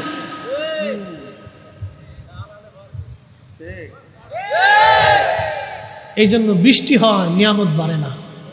ফসল হয়, ফসল বাড়ে না। গাভী আছে, দুধ হয় না। দুধ খান, শক্তি হয় না। ফল খান, বরকত হয় না। খাবার খান, কিন্তু বরকত হয় না। কারণটা কি? শুধু অন্যায়ের কারণে। এত পরিমাণে হয়েছে, সাক্ষ্য দিতে যায় যে সেও মিথ্যা বলে যায়। নামাজ পড়ে মিথ্যা সাক্ষ্য দিচ্ছে। কি কথা কোন আছে না? নামাজ পড়ে মসজিদ থেকে বের হয়ে যাইয়া সমাজে ক্লিকবাজি। এই সমস্ত অন্যায়ের কারণে আমাদের জন্য আল্লাহ রহমত কমে যাচ্ছে। আপনি আমেরিকার দিকে তাকান, অ্যাটেনশন, মনে কিছু নিয়েন না। আমেরিকার যেই মেয়েরা হাফ প্যান্ট পরে চলে, সেই মেয়েরা ইসরায়েলের বিরুদ্ধে, ফিলিস্তিনের জন্য তারা মাঠে নেমে পুলিশের সাথে মারামারি করতেছে। আপনি দেখেন ইউনিভার্সিটির ছেলেরা, মেয়েরা। কারণ কি? ওরা ধর্মের জন্য, ওরা মানবতার জন্য। যে অন্যায়ভাবে মানুষগুলিকে মেরে ফেলে দেওয়া হচ্ছে, আর পৃথিবী নীরব থাকবে শুধু এই ন্যায়ের জন্য। ওদের নারীরা অর্ধ উলঙ্গ থাকে, সন্তান জন্ম দেয়, কিন্তু একটা ঘুষ করে পাবেন না। যাই দেখেন ফলের ভিতরে ফরমালিন দেয় না, খাবারের ভিতরে বিষ মিশায় না। আর আমার দেশে শিশুর খাবারের ভিতরে বিষ মিশানো হয় লাভের আশা। প্রশাসনের উচিত এইগুলিকে গুলিস্তানের মোড়ে, আনাহে যাত্রাবাড়ির মোড়ে মিডিয়ায় নিয়ে ওর কাপড় উষা করিয়ে একবারে কায়দা মতো বেদ দিয়ে পিটিয়ে সামনে উঠাই ফেলাই দেওয়া। আমার সন্তান, আমার বাচ্চার ক্যান্সার হচ্ছে, ছোট্ট করে একটা বাচ্চা হার্ট স্ট্রোক করতেছে, ব্লাড ক্যান্সারে রূপান্তরিত হচ্ছে, ওর ফ্যাপসা কলজে নষ্ট হয়ে যাইতেছে। কারণটা কি? এই সমস্ত ভেজাল খাবারের জন্য। অতি লোভে, বিরাট লাভের জন্য এই মানুষগুলি খাবারের ভিতর বিষ মিশিয়ে দিতেছে। মানুষে করতেছে বাবাজি, এটা মানুষে করে। আহা, আমি নবী না মানিলাম, কি যে ভুল করিলাম, ভস্মে ঢালিলাম ঘি, মানুষ হইয়া ভবেতে আসিয়া মানুষের করিলাম কি। মানুষ হইয়া ভবেতে আসিয়া মানুষের করিলাম কি। মানুষ মানুষকে হত্যা করে। একটা ছোট্ট শিশু মেয়ে মানুষ থেকে নিরাপত্তা নেই। আপনার মেয়েটাকে 6 বছরের মেয়েটাকে রাস্তায় ছেড়ে দিয়ে রাতে ঘুমাতে পারবেন? কিসের ভয়? শিয়ালে নিবে না, কুত্তায় নিবে না, ওরা মানুষই নিয়ে যাবে। তার মানে অর্থ হচ্ছে আমরা পশু পাখি শিয়াল কুত্তার চাইতেও নিকৃষ্ট হয়ে গেছি। আমরা মানুষ নামের মানুষ কলঙ্ক হয়েছি, মানুষ নামের মানুষ হতে পারি নাই। কথা বলেন ঠিক না? নারায়ে তাকবীর, নারায়ে রিসালাত, মুফতি জহিরুল ইসলাম ফরিদী। আমরা মানুষ হতে পারি না। মানুষ হতে হবে আমাদেরকে মানুষের মতো। আল্লাহর নবীর তরিকায় মানুষ হতে হবে আমাদেরকে। সাহাবীদের জামানাতে, সাহাবায়ে কেরামের জামানাতে যে মানুষেরা দিনে দুপুরে মানুষ জবাই করত, আল্লাহ রসুলের দর্শে বসে জীবন পরিবর্তন হয়ে গেল। এত পরিবর্তন হলো, আহা, নিজেরা ক্ষুধার্ত থেকে গরিবদেরকে খাবার দিতেন। সাহাবীদের জীবন এত পরিবর্তন হয়ে গেল, পৃথিবীর সর্বশ্রেষ্ঠ মানুষে রূপান্তরিত হল। নবী বলে গেলেন, আসহাবী কান্নুজুম, আমার সাহাবীরা আকাশের নক্ষত্রের মতো।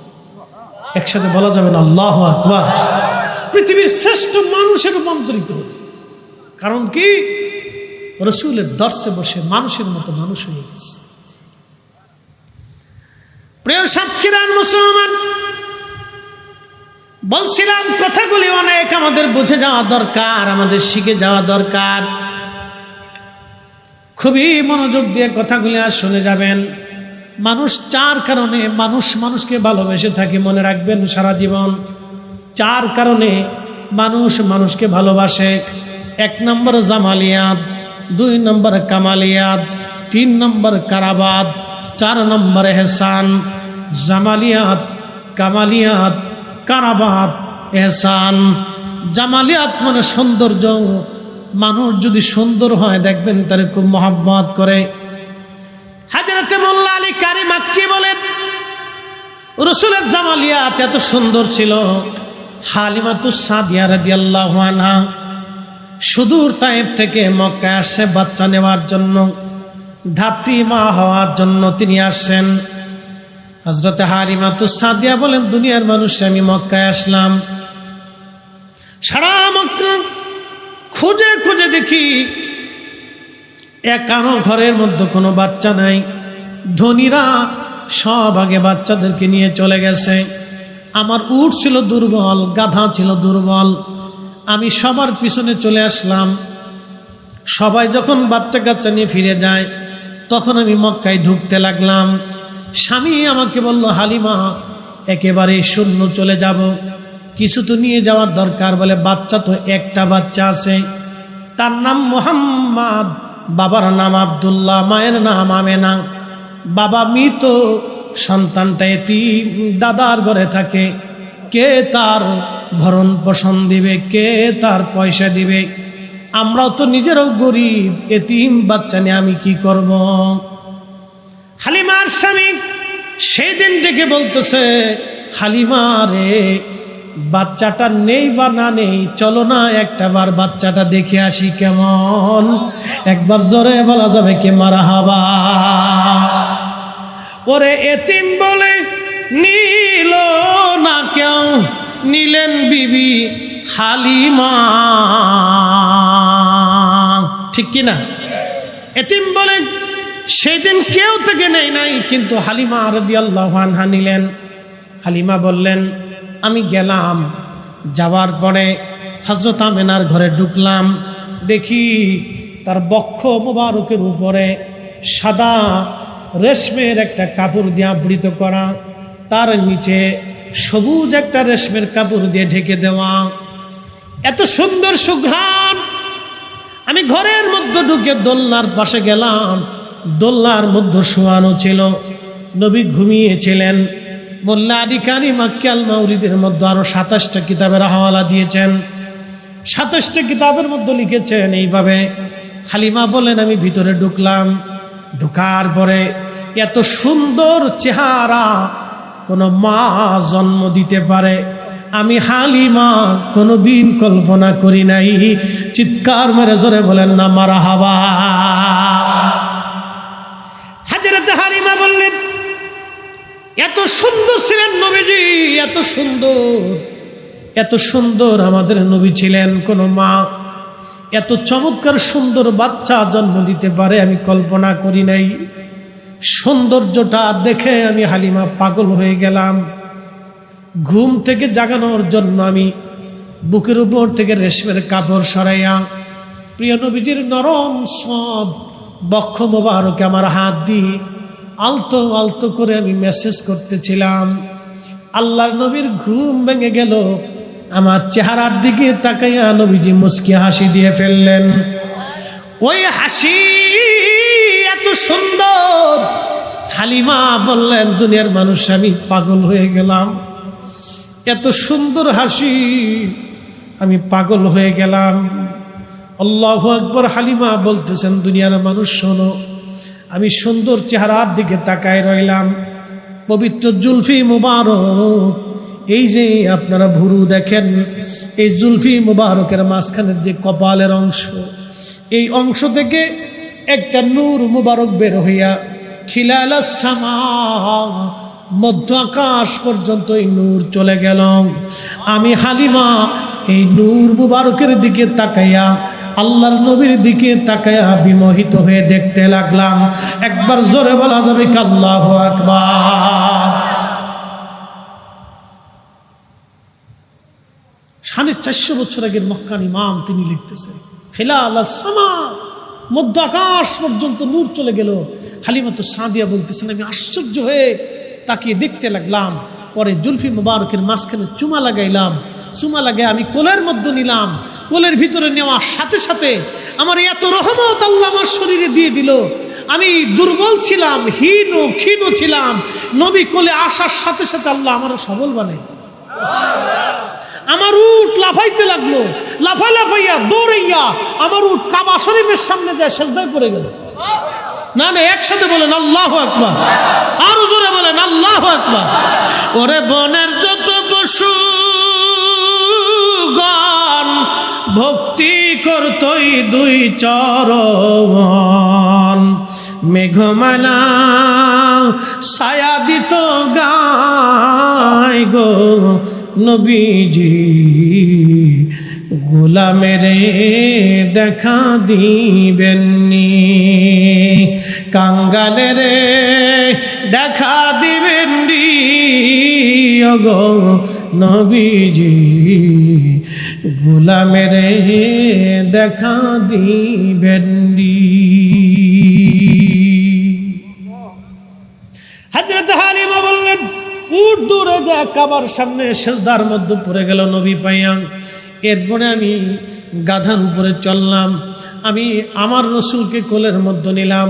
সাইয়েদা আমেনা রাদিয়াল্লাহু আনহা তিনি আমাকে মুহাম্মদ আমিনকে কোলের মধ্যে দিয়া বলেন হালিমা তুমি জানো আমার সন্তানের শান কি? হালিমা আমার সন্তান সম্পর্কে তোমার তেমন কোনো ধারণা নাই। হালিমা আমি তার মা। শোনো রে হালিমা, আমার এই সন্তানের নাম আমি রাখি নাই।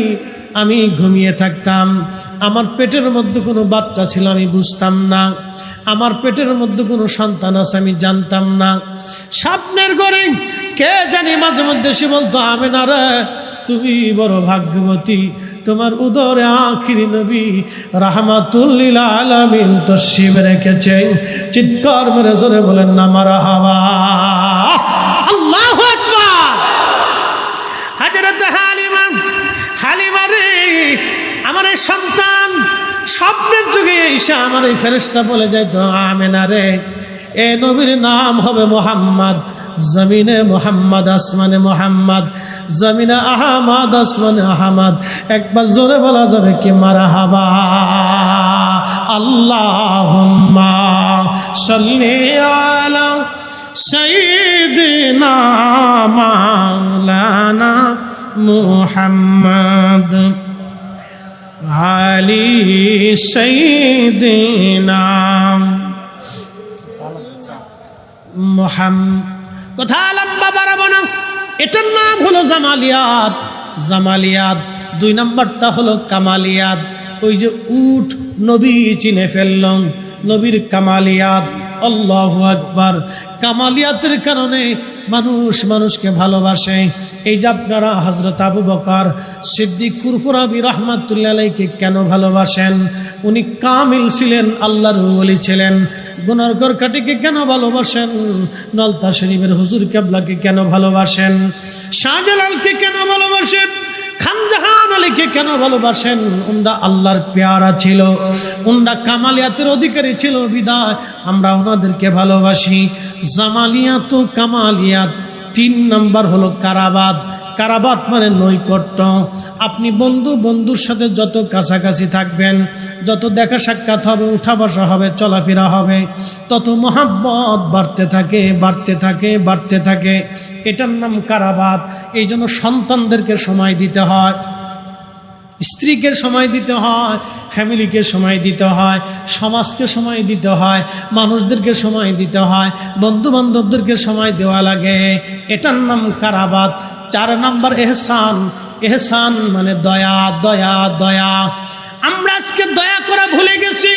আল্লাহর নবী বললেন মাল্লাম ইয়ারহামিন নাস মাল্লাম ইয়ারহামিল্লাহ। যে মানুষকে দয়া করে না, আল্লাহ তাকে দয়া করে না। যে মানুষকে দয়া করে না, আল্লাহ তাকে দয়া করে না। আমরা নিজেরা খাই কিন্তু প্রতিবেশী গরিব থাকে, আমরা নিজেরা খাই কিন্তু প্রতিবেশী খায় না, আমরা নিজেরা ভালো মন্দ খাই কিন্তু প্রতিবেশীদেরকে দেয় না। আপনার বাড়ি যদি গরুর গোশত রান্না হয়, প্রতিবেশীর বাড়ি যদি চাচা দাদা গরিব দরিদ্র থাকে, দাদি নানি যদি দরিদ্র থাকে, তাহলে তাকে ডেকে নিয়ে আসবেন, অথবা তার বাড়িতে আপনারা তরকারি খাবার পৌঁছায় দিয়ে আসবেন। আল্লাহর নবীর সারা জীবনের সুন্নাত ছিল এটা, উম্মত তোমরা তরকারির মধ্যে ঝোল বাড়ায় দাও, তরকারি বাড়াও, নিজেরা খাও, প্রতিবেশীদেরকে তোমরা খাওয়াও। আজকে এই সুন্নত আমরা ভুলে গেলাম, এই সুন্নতের কথা আজকে আমাদের মনে নাই। আমরা নিজেরা খাবো, প্রতিবেশীদেরকে খাওয়াবো, আমরা নিজেরা খাবো, আত্মীয় স্বজনদেরকে খাওয়াবো। আল্লাহ বললেন ইন্নাল্লাহা ইয়ামুরু বিল আদলি ওয়াল ইহসানি ওয়া ইতাইযিল কুরবা। তোমাদেরকে হুকুম করলাম পৃথিবীর মধ্যে তোমরা ন্যায় করবা, অন্যায় করবা না, আর ইহসান করবা, দয়া করবা, মায়া করবা, দয়া করবা, মায়া করবা। মানুষকে দয়া করবা, সৃষ্টিকে দয়া করবা, মাখলুককে দয়া করবা, মানুষকে দয়া করবা। যার অন্তরে দয়া নাই সে মানুষ হতে পারে না, যার অন্তরে ভালোবাসা নাই সে মানুষ হতে পারে না, যার অন্তরে মায়া নাই সে মানুষ হতে পারে না। আল্লাহ রাসূল আল্লাহর কোরআন বলতেছেন ওয়া ইতাইযিল কুরবা। নিকট আত্মীয় স্বজন যারা আছে, দরিদ্র থাকলে দেখাশোনা করবা, খাবার দাবার দিবা, কাপড় চোপড় কিনে দিবা, খোঁজ খবর তাদের রাখবা, তাদের সঙ্গে সুন্দর সুসম্পর্ক রাখবা, তাদেরকে বাড়িতে দাওয়াত করবা, তোমরা তাদের বাড়ি খোঁজ খবর নিতে যাইবা। আত্মীয়তার সঙ্গে যারা সুসম্পর্ক রাখে, আল্লাহ রাসূল বলেন আমার আল্লাহ তার সঙ্গে সুসম্পর্ক রাখে। আর যে আত্মীয়তার সাথে সম্পর্ক নষ্ট করে, আল্লাহ রাসূল বলেন আল্লাহ তার সঙ্গে সম্পর্ক নষ্ট করে। অতএব এইগুলি আপনারও খেয়াল করে চলবেন। আল্লাহ আমাদের তৌফিক দান করুন, সকলে বলেন আমিন। আর কথা বাড়াবো না, আসেন আমরা প্যারা নবীজিকে দাঁড়ায় সালাম জানাই। ইয়া নবী সালাম। এখন কুরবানি হইছে ফ্রিজের জন্য। এই আসতে বলেন কেন, জোরে বলেন। এখন কুরবানি হয়েছে ক্রেডিট দেখানোর জন্য। 5 লাখ টাকার একটা গরু কিনবো, সমাজের এলাকার লোক বলবে না বিরাট বড় গরু দিছে, এ কুরবানি হবে? লাভ নেই।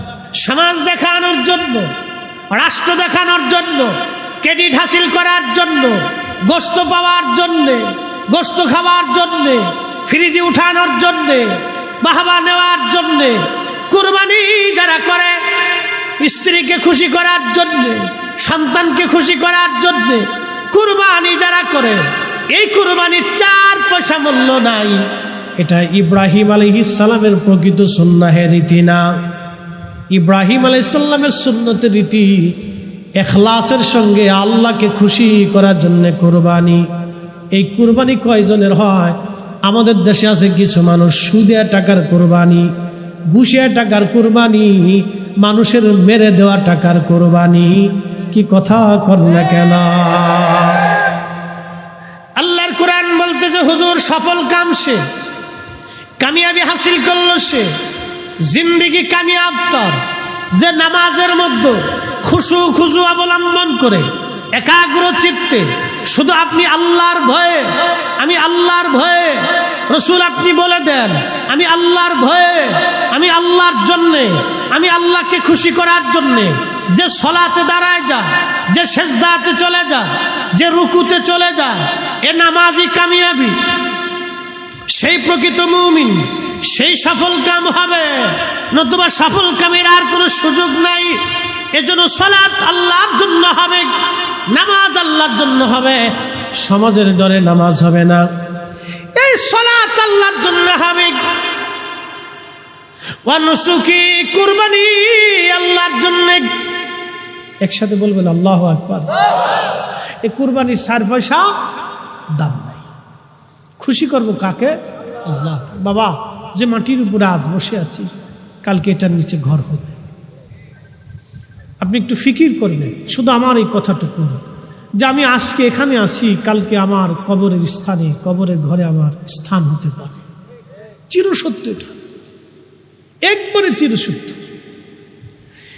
আজকে আপনি মাহফিলে আছেন, আমি ফরিদি সাহেব মাহফিলে আছি, বাড়ি পর্যন্ত যাওয়ার সুযোগ নাও আসতে পারে,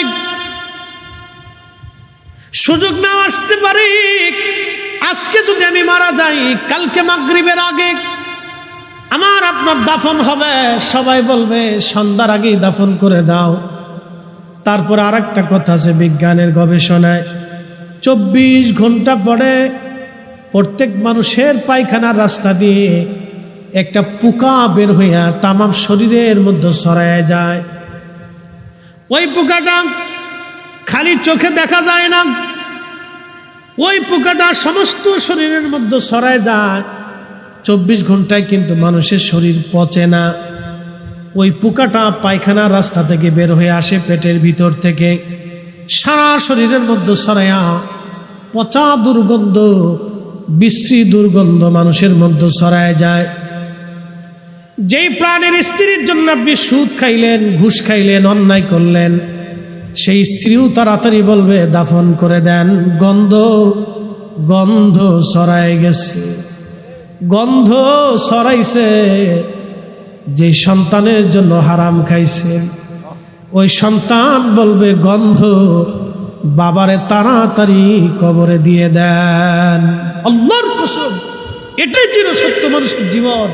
আহা, মানুষ যদি বুঝতো তার রাব যে তার আপন, তার রসুল যে তার আপন, মানুষ যদি বুঝতো তার রাব আপন, তার রসুল আপন, সৃষ্টি তার কে মানুষের কেউ আপন হয় না, সব পর হয়ে যায়। আল্লাহর কোরআন বলতেছে, ইয়া আইয়ুহাল্লাযীনা আমানু লা তুলহিকুম আমওয়ালুকুম ওয়ালা আওলাদুকুম আন যিকরিল্লাহ।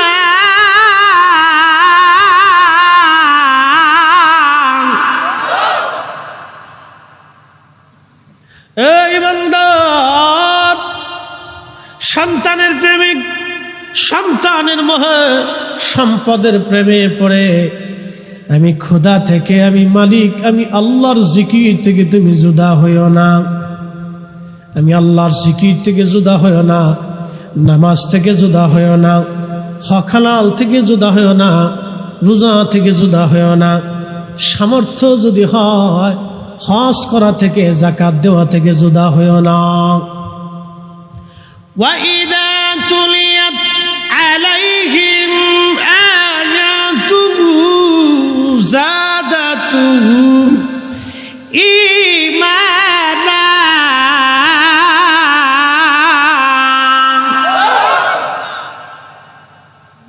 وإذا تليت عليهم آياته زادتهم إيمانا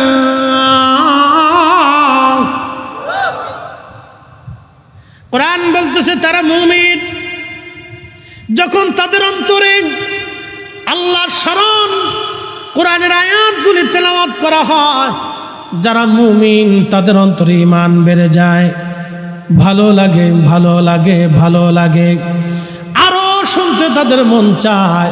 আর যারা মুমিন বেঈমান কোরআনের আলোচনা শুনলে তাদের গায়ে জ্বালা ধরে যায়। কথা কোন ঠিক কিনা?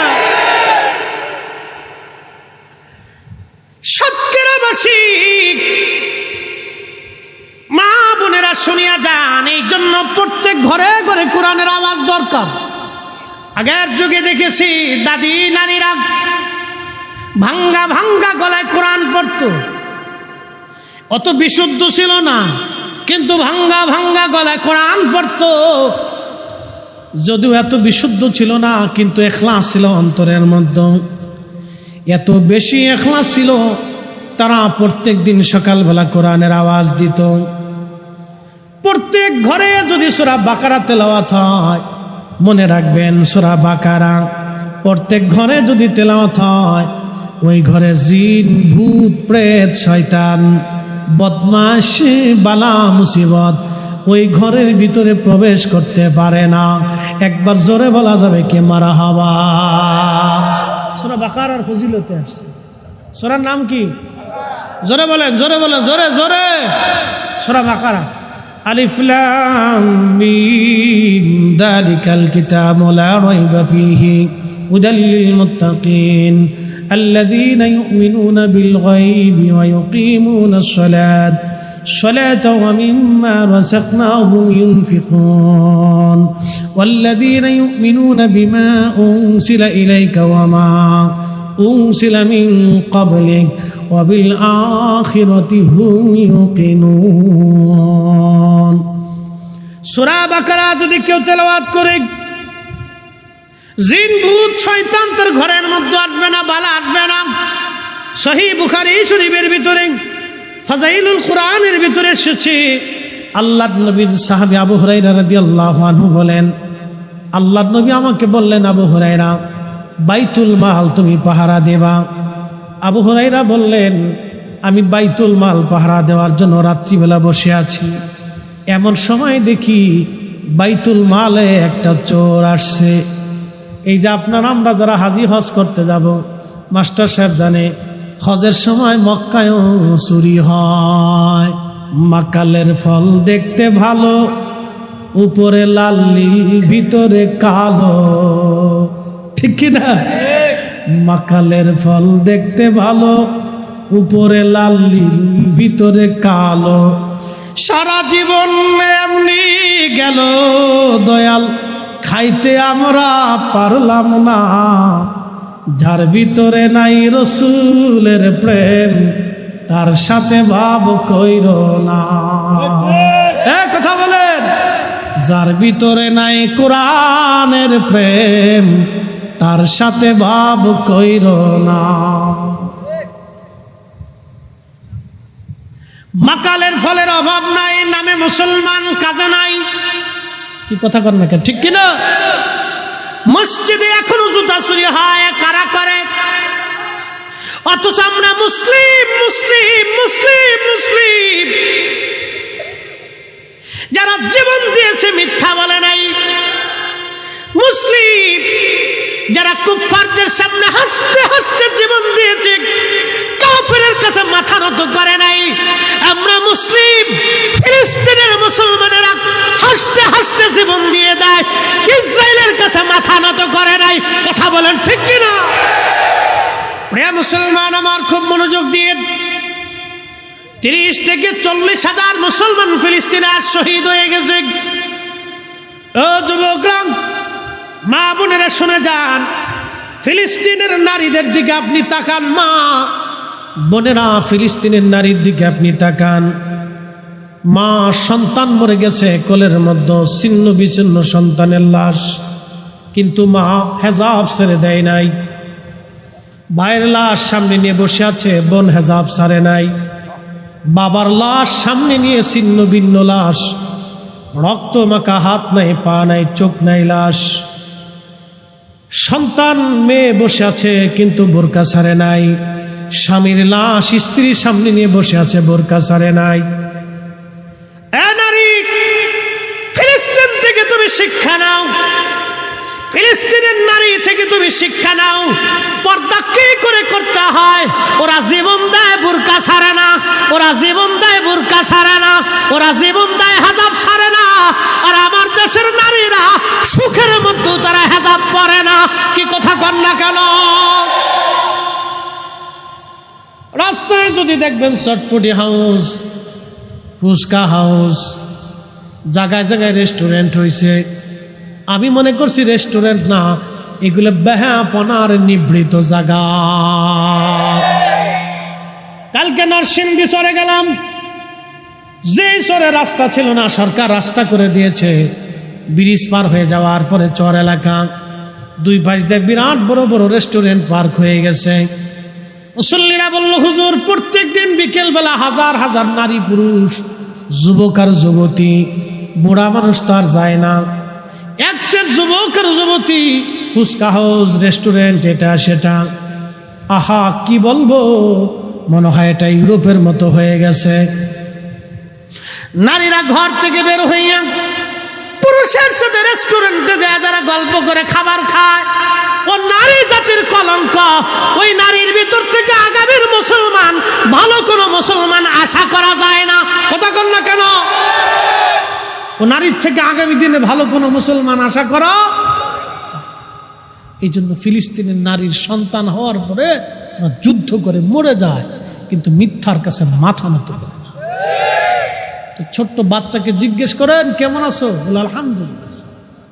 কি অবস্থায় আছো? বলে হাসবুনাল্লাহু নি'মাল ওয়াকিল, নি'মাল মাওলা ওয়া নি'মান নাসীর।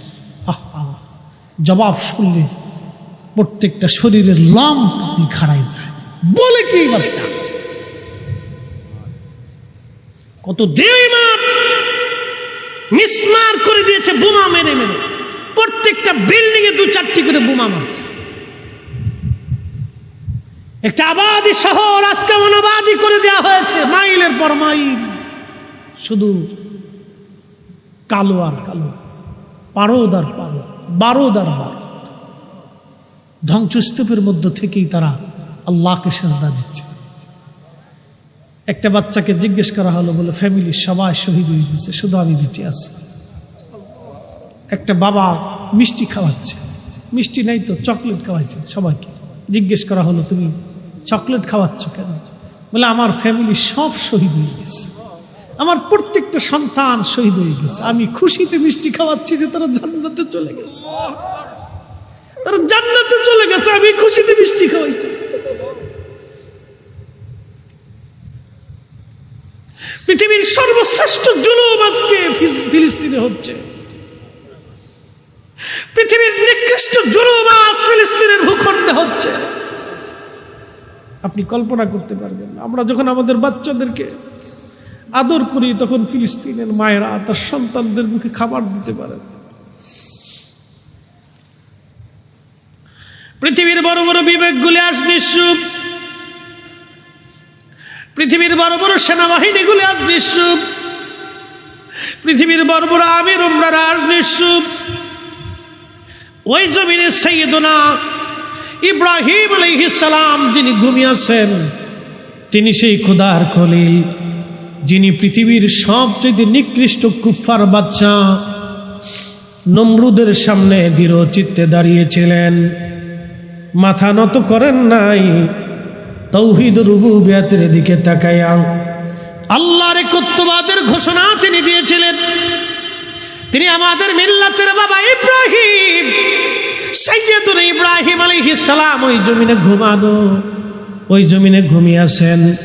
ওই ফিলিস্তিনিরা সাইয়েদুনা ইব্রাহিম আলাইহিস সালামের বংশধর। তারা হযরত ইব্রাহিম আলাইহিস সালামের দুইজন বিবি, একজন আম্মাজান সারা আর একজন হযরত আম্মাজান হাজেরা। আম্মাজান হাজেরার বংশধর বর্তমানে মক্কায়, আর আম্মাজান সারার বংশধর বর্তমান ফিলিস্তিন। আম্মাজান সারার সন্তান হযরত ইসহাক, হযরত ইসহাকের সন্তান হযরত ইয়াকুব আলাইহিস সালাম। ইয়াকুব আলাইহিস সালামের বংশধরদেরকে বনি ইসরাইল বলা হয়। বর্তমানে যারা ইসরাইল তারা কিন্তু অরিজিনাল বনি ইসরাইল না। আল্লাহ সাইয়েদনা ইব্রাহিম আলাইহিস সালামের বংশধর, তারা বর্তমান ফিলিস্তিনিরা। বিরাট বড় প্রতাপশালী বাচ্চা, সারা পৃথিবীর বাচ্চা নমরুদ। সেই দিন ইব্রাহিম আলাইহিস সালামকে সামনে নিয়ে বললেন, ইব্রাহিম তুমি কোন খোদার ইবাদত করো? বলে আমি এক আল্লাহর ইবাদত করি। বলে ইব্রাহিম তোমার খোদার ক্ষমতা কি? বলে আমার খোদার ক্ষমতা মৃতকে জিন্দা করেন, জিন্দাকে মৃত বানান। তুখরিজুল হাইয়া মিনাল মাইয়িতি ওয়া তুখরিজুল মাইয়িতা মিনাল হাই। আমার মালিকের ক্ষমতা হচ্ছে, আমার মালিক আমার আল্লাহ জিন্দা থেকে মরা বের করেন, মরা থেকে আমার আল্লাহ জিন্দা বের করেন, আমার মালিকের সেই ক্ষমতা। নমরুদ ডাক দে বলি, ইব্রাহিম ওই ক্ষমতা তো আমারও আছে।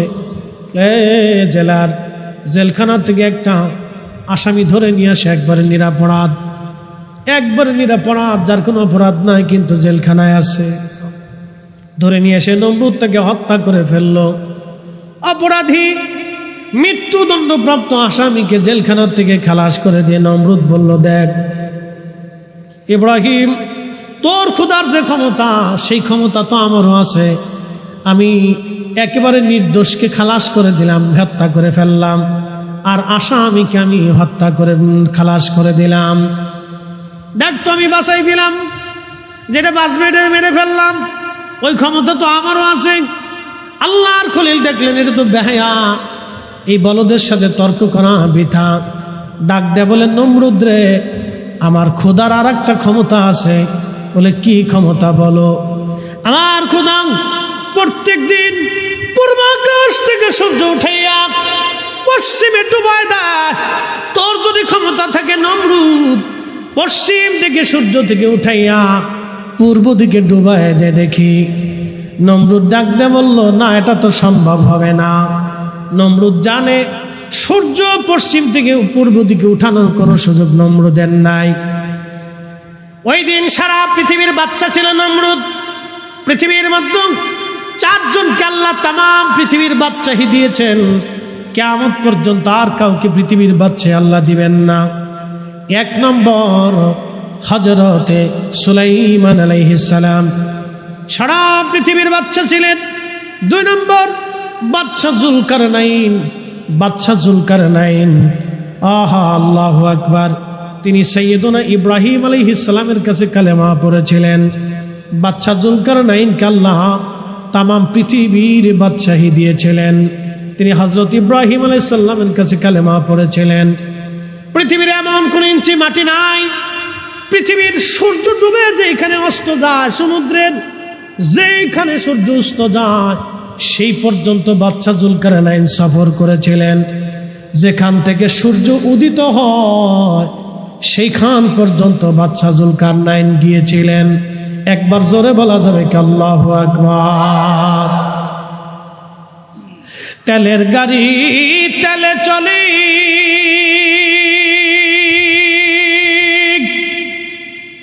হাওয়ার গাড়ি হাওয়ায় উড়ে, তেলের গাড়ি তেলে চলে,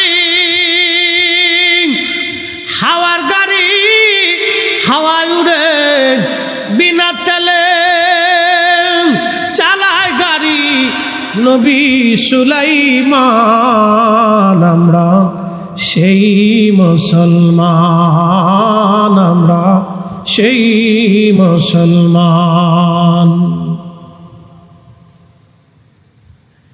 যেখান থেকে সূর্য উদিত হয় জুলকারনাইন সেই পর্যন্ত সফর করেছিলেন। এর সীমানা জাপান, এরপরে উত্তর কোরিয়ার কোনাকুনি দিয়ে রাশিয়ার একটা ভূখণ্ড, যেখানে এখন আর যাওয়া সম্ভব না। এটা খুব দুর্গম এলাকা। এর পাশে জনপদ ছিল। এই জনপদে একটা জাতিকে তিনি পেয়েছিলেন, সে জাতির নাম ইয়াজুজ আর মাজুজ। নূহ আলাইহিস সালামের 4টে বেটা ছিল, 4টে সন্তান। একটা সন্তানের নাম হাম, সাম, ইয়াফেস এবং কেনান। আবার বলি হাম, সাম, ইয়াফেস এবং কেনান। এই হাম এবং সাম, কেনান কাফের হয়ে মারা গেল, মহাপ্লাবনে ডুবে মারা গেল। আর একটা সন্তানের নাম ইয়াফেস। এই ইয়াফেসের বংশধর হলো ইয়াজুজ মাজুজ।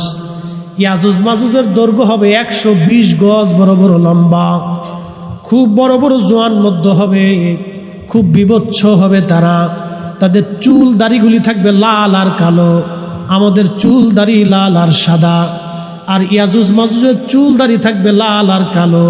তাদের চেহারা হবে বিভৎস, সুঠাম দেহের, বিরাট বড় শক্তিশালী। তারা পৃথিবীতে যখন আসবে, ঈসা আলাইহিস সালাতু ওয়াস সালাম যখন দুনিয়াতে আসবেন, পৃথিবীর কিয়ামতের আগে দুনিয়াতে আসবেন, ভূমধ্য সাগর, আরব সাগর থেকে শুরু করে পৃথিবীর বড় বড় সাগরের পানিগুলি তারা খেয়ে শেষ করে ফেলে দিবে। এত পরিমাণে তারা হবে, এত শক্তিশালী তারা হবে, পৃথিবীর মানুষ মেরে মেরে একবারে মিসমার করে দিবে। সেই দিন শুধু পাক্কা ইমানদার ছাড়া আর কেউ বাঁচবে না। একসাথে বলবেন আল্লাহু আকবার। না না, আরো জোরে বলেন আল্লাহু আকবার। মক্কা মদিনায় তারা ঢোকার সুযোগ পাবে না। আরো জোরে বলবেন আল্লাহু আকবার। দাজ্জাল মক্কা মদিনায় ঢুকতে পারবে না। সেই দিন পাক্কা ইমানদার ছাড়া আর কেউ বাঁচতে পারবে না। সেই ইয়াজুজ মাজুজ পৃথিবীতে আসতো, মাঝে মধ্যে আক্রমণ করতো, মানুষ মেরে ফেলতো। লোকেরা বলল, বাদশা জুলকারনাইন, আপনি দয়া করে আমাদের জন্য ওই মানুষগুলি থেকে বাঁচান, যারা বিভৎস এবং খুবই জালিম, যারা জুলুম করে, অন্যায় করে। এই জন্য পৃথিবীতে যারা জুলুম করে, অন্যায় করে, তারা ইয়াজুজ মাজুজের বংশধর। তাদের রক্তের মধ্যে ইয়াজুজ মাজুজের রক্ত আছে। এরা নিকৃষ্ট। আল্লাহ জুলুম বাসকে পছন্দ করে না। জুলুম অবশ্যই ধ্বংস হয়ে যাবে, ন্যায় পৃথিবীতে প্রতিষ্ঠিত হবে। কথা বলেন ঠিক কিনা? ফিলিস্তিন আবার বিজয় হবে। কথা বলেন ঠিক কিনা? ইসরায়েলের পণ্য কোকা কোলা, পেপসি, এই ফান্টা, তারপরে আরো কিছু কিছু প্রোডাক্ট আছে, তারপরে Nestle company, Nestle coffee toffee খান, এই ইসরায়েলের পণ্য, এগুলি খাবেন না, কিনবেন না, এগুলি বয়কট করবেন। পেপসি, কোকা কোলা, নেসলে কোম্পানির পণ্যগুলি, এই যে যারা জানেন না এখন জানতেছেন, এগুলি কিনবেন না, এটি ইসরায়েলের প্রোডাক্ট। আপনি 1 টাকা দিয়ে যদি কিনেন তাহলে বুঝলেন আপনি ফিলিস্তিনের ভাইয়ের বুকে গুলি করছেন, আপনি জুলুমে সাহায্য করছেন। কি কথা কন না কেন? জোরে বলেন। কষ্ট হচ্ছে আপনাদের? তাহলে একসাথে জোরে বলেন আল্লাহু আকবার। আমাদেরকে ন্যায়ের পথে থাকতে হবে। কথা বলেন ঠিক কিনা? হকের পথে থাকতে হবে। আল্লাহ কবুল করুক, বলে না আমিন। বন্ধু আমার, বাদশা জুলকারনাইন বললেন, ঠিক আছে, আমি প্রাচীর নির্মাণ করে দিব। সেই দিন তিনি যে পাহাড়ের, 2 পাহাড়ের মাঝখান দিয়ে বিরাট এক গিরিপথ ছিল, ওই গিরিপথ দিয়ে তারা আসতো। ওই পাহাড় বন্ধ করার জন্য ইয়াজুজ মাজুজের গিরিপথ, বাদশা জুলকারনাইন তিনি লোহা গরম করলেন এবং সীসা গরম করলেন। লোহা এবং সীসা এবং তামা গরম করে এটাকে নরম করে বিরাট বড় গর্ত খনন করে, বিরাট বড় পাহাড় উঁচু সমান এই লোহা এবং তামা দিয়ে, সীসা দিয়ে এমন শক্তিশালী একটা প্রাচীর ওই সময় নির্মাণ করে দিলেন। আর বলে দিলেন ইনশাআল্লাহ তারা বের হতে পারবে না। কিন্তু ইয়াজুজ মাজুজ প্রত্যেক দিন ওই প্রাচীরটা ভাঙ্গার জন্য চেষ্টা করে। তারা মানব জাতির একটা অংশ, কিন্তু খুবই শক্তিশালী। ওই প্রাচীরটা ভেঙে ফেলে দেওয়ার জন্য চেষ্টা করে। সন্ধ্যা থেকে, এই সকাল থেকে সন্ধ্যা পর্যন্ত তারা চেষ্টা করে এটা ভাঙ্গার জন্য। সন্ধ্যা যখন লাগে তখন একেবারে শেষ প্রান্তে তারা চলে আসে। ওদের যিনি রাজা আছে, এই রাজা সর্দার, সে বলে যে চলো, সন্ধ্যা লেগে গেছে, আগামীকাল আবার আমরা খুঁজবো, এই প্রাচীর ভেঙ্গে আমরা পৃথিবীতে আক্রমণ করব। কিন্তু সকালবেলা এসে তারা দেখে পুনরায় সেই প্রাচীর আবার নির্মাণ হয়ে যায়। আল্লাহর নবী বললেন, কিয়ামতের আগে ঈসা রূহুল্লাহ আলাইহিস সালাম যখন দুনিয়াতে আসবেন, তখন ইয়াজুজ মাজুজ দুনিয়াতে আসার আর সময় আসবে। তখন ওই যিনি সর্দার থাকবে, তিনি প্রাচীর ভাঙ্গার যখন সন্ধ্যাবেলা আসবে, সন্ধ্যা আসার সময় প্রাচীর ভেঙ্গে একেবারে শেষ প্রান্তে চলে আসবে, তখন ওই যিনি সর্দার থাকবে তিনি বলবে, চলো আমরা ফিরে যাই, কালকে সকালবেলা আবার আমরা আসবো, ইনশাআল্লাহ কালকে আমরা এটা ভেঙ্গে ফেলবো। এত কোটি লক্ষ বছর পার হয়ে যাবে, তারা ইনশাআল্লাহ বলবে না। হাজার হাজার বছর চলে যাবে, ইনশাআল্লাহ বলবে না। কিন্তু যেই দিন ইনশাআল্লাহ বলবে, সেই দিন প্রাচীর তারা ভেঙ্গে ফেলে দিয়ে দুনিয়ার মধ্যে তারা এত দ্রুত গতিতে ছড়ায় যাবে যে ভূমধ্য সাগরের মধ্যে কোনো পানি থাকবে না, কোনো নদীর পানি তারা অবশিষ্ট রাখবে না, সব খেয়ে দিয়ে একবারে সাবার করে দিবে। মানুষ মেরে মেরে সাফ করে ফেলবে, পৃথিবীতে বিভৎস লেগে যাবে, ইমানদার ছাড়া কেউ বাঁচতে পারবে না।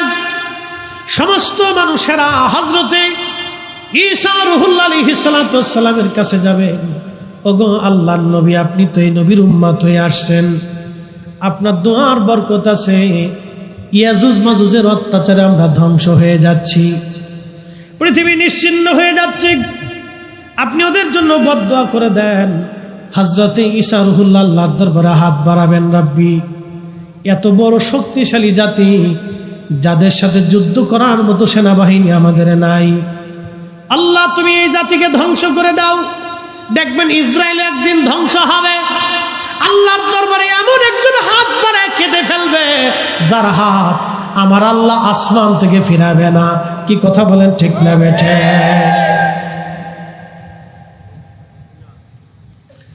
মনোযোগ দেন, তখন আল্লাহর দরবারে হাত দোয়া কবুল হয়ে যাবে। ওদের ঘাড়ের উপরে এক ধরনের পোকা সৃষ্টি হবে, পোকা পোকা পোকা সৃষ্টি হবে ঘাড়ের উপরে। আমাদের ঘাড়ের এখানে দেখবেন একটা উঁচু জায়গা আছে, হাড্ডির মতো একটা জায়গা থাকে, এই জায়গাটা ওদের পোকার সৃষ্টি হবে।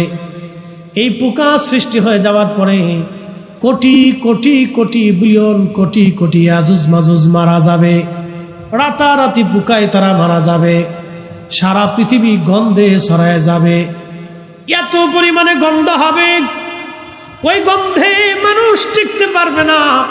আবার তারা ঈসা রূহুল্লাহর কাছে যায়, বলবে, আল্লাহর নবী, এত দুর্গন্ধ বেঁচে থাকা দায় হয়ে গেছে, আপনি এই পচা থেকে বাঁচানোর জন্য আল্লাহর দরবারে দোয়া করে দেন। আল্লাহর নবী ঈসা রূহুল্লাহ আলাইহিস সালাম হাত তুলবে, রাব্বি, সারা পৃথিবী গন্ধে ছড়ায় গেছে, আল্লাহ আপনি পচা সরায় দেন।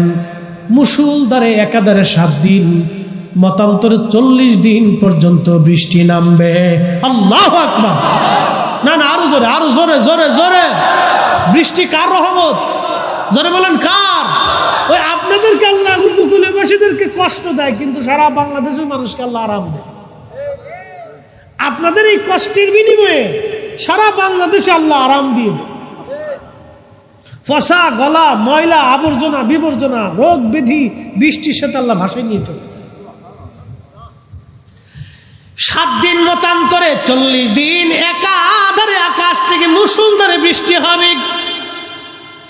ওই বৃষ্টির পানিতে ইয়াজুজ মাজুজের লাশগুলি ভাসায় ভাসায় আল্লাহ সমুদ্রে নিয়ে চলে যাবে, সারা পৃথিবী পয়জন মুক্ত হয়ে যাবে। আল্লাহ নবী বলেন, উম্মতেরা, হযরত ঈসা নবী এবং ইমাম মাহদী সারা পৃথিবীতে এইরকম ভাবে ন্যায় ইনসাফ প্রতিষ্ঠিত করবে। কোনো সুদ থাকবে না, ঘুষ থাকবে না, কারো জমিন অন্যায়ভাবে দখল করবে না, হত্যা হবে না, কারো মাথায় বাড়ি মারবে না, কারো অন্যায়ভাবে ঘুষি দেবে না, কারো জমিন কেড়ে নেবে না, কারো মেয়ে নিয়ে কেউ পালিয়ে যাবে না, কারো ইজ্জতে কেউ হাত দিবে না, কাউকে বকা দিবে না, কাউকে গালি দিবে না। এই অন্যায় জুলুম পৃথিবী থেকে নিশ্চিহ্ন হয়ে যাবে, মিসমার হয়ে যাবে সেই দিন। এমনকি কোনো পশুর সাথে সেই দিন জুলুম করবে না। আল্লাহ নবী বললেন, সেই সময় আল্লাহর জমিন আল্লাহ এত পরিমাণে নিয়ামত দিবে, এত পরিমাণে আল্লাহ বরকত দিবে যে একটা আনারের ফল দিয়া সারা গ্রামের মানুষকে শেষ করতে পারবে না। একটা গাভীর দুধ দিয়ে সারা গ্রামের মানুষ খাবে, কিন্তু গাভীর দুধ সেই দিন শেষ হবে না। একবার জোরে বলা যাবে কি মারহাবা।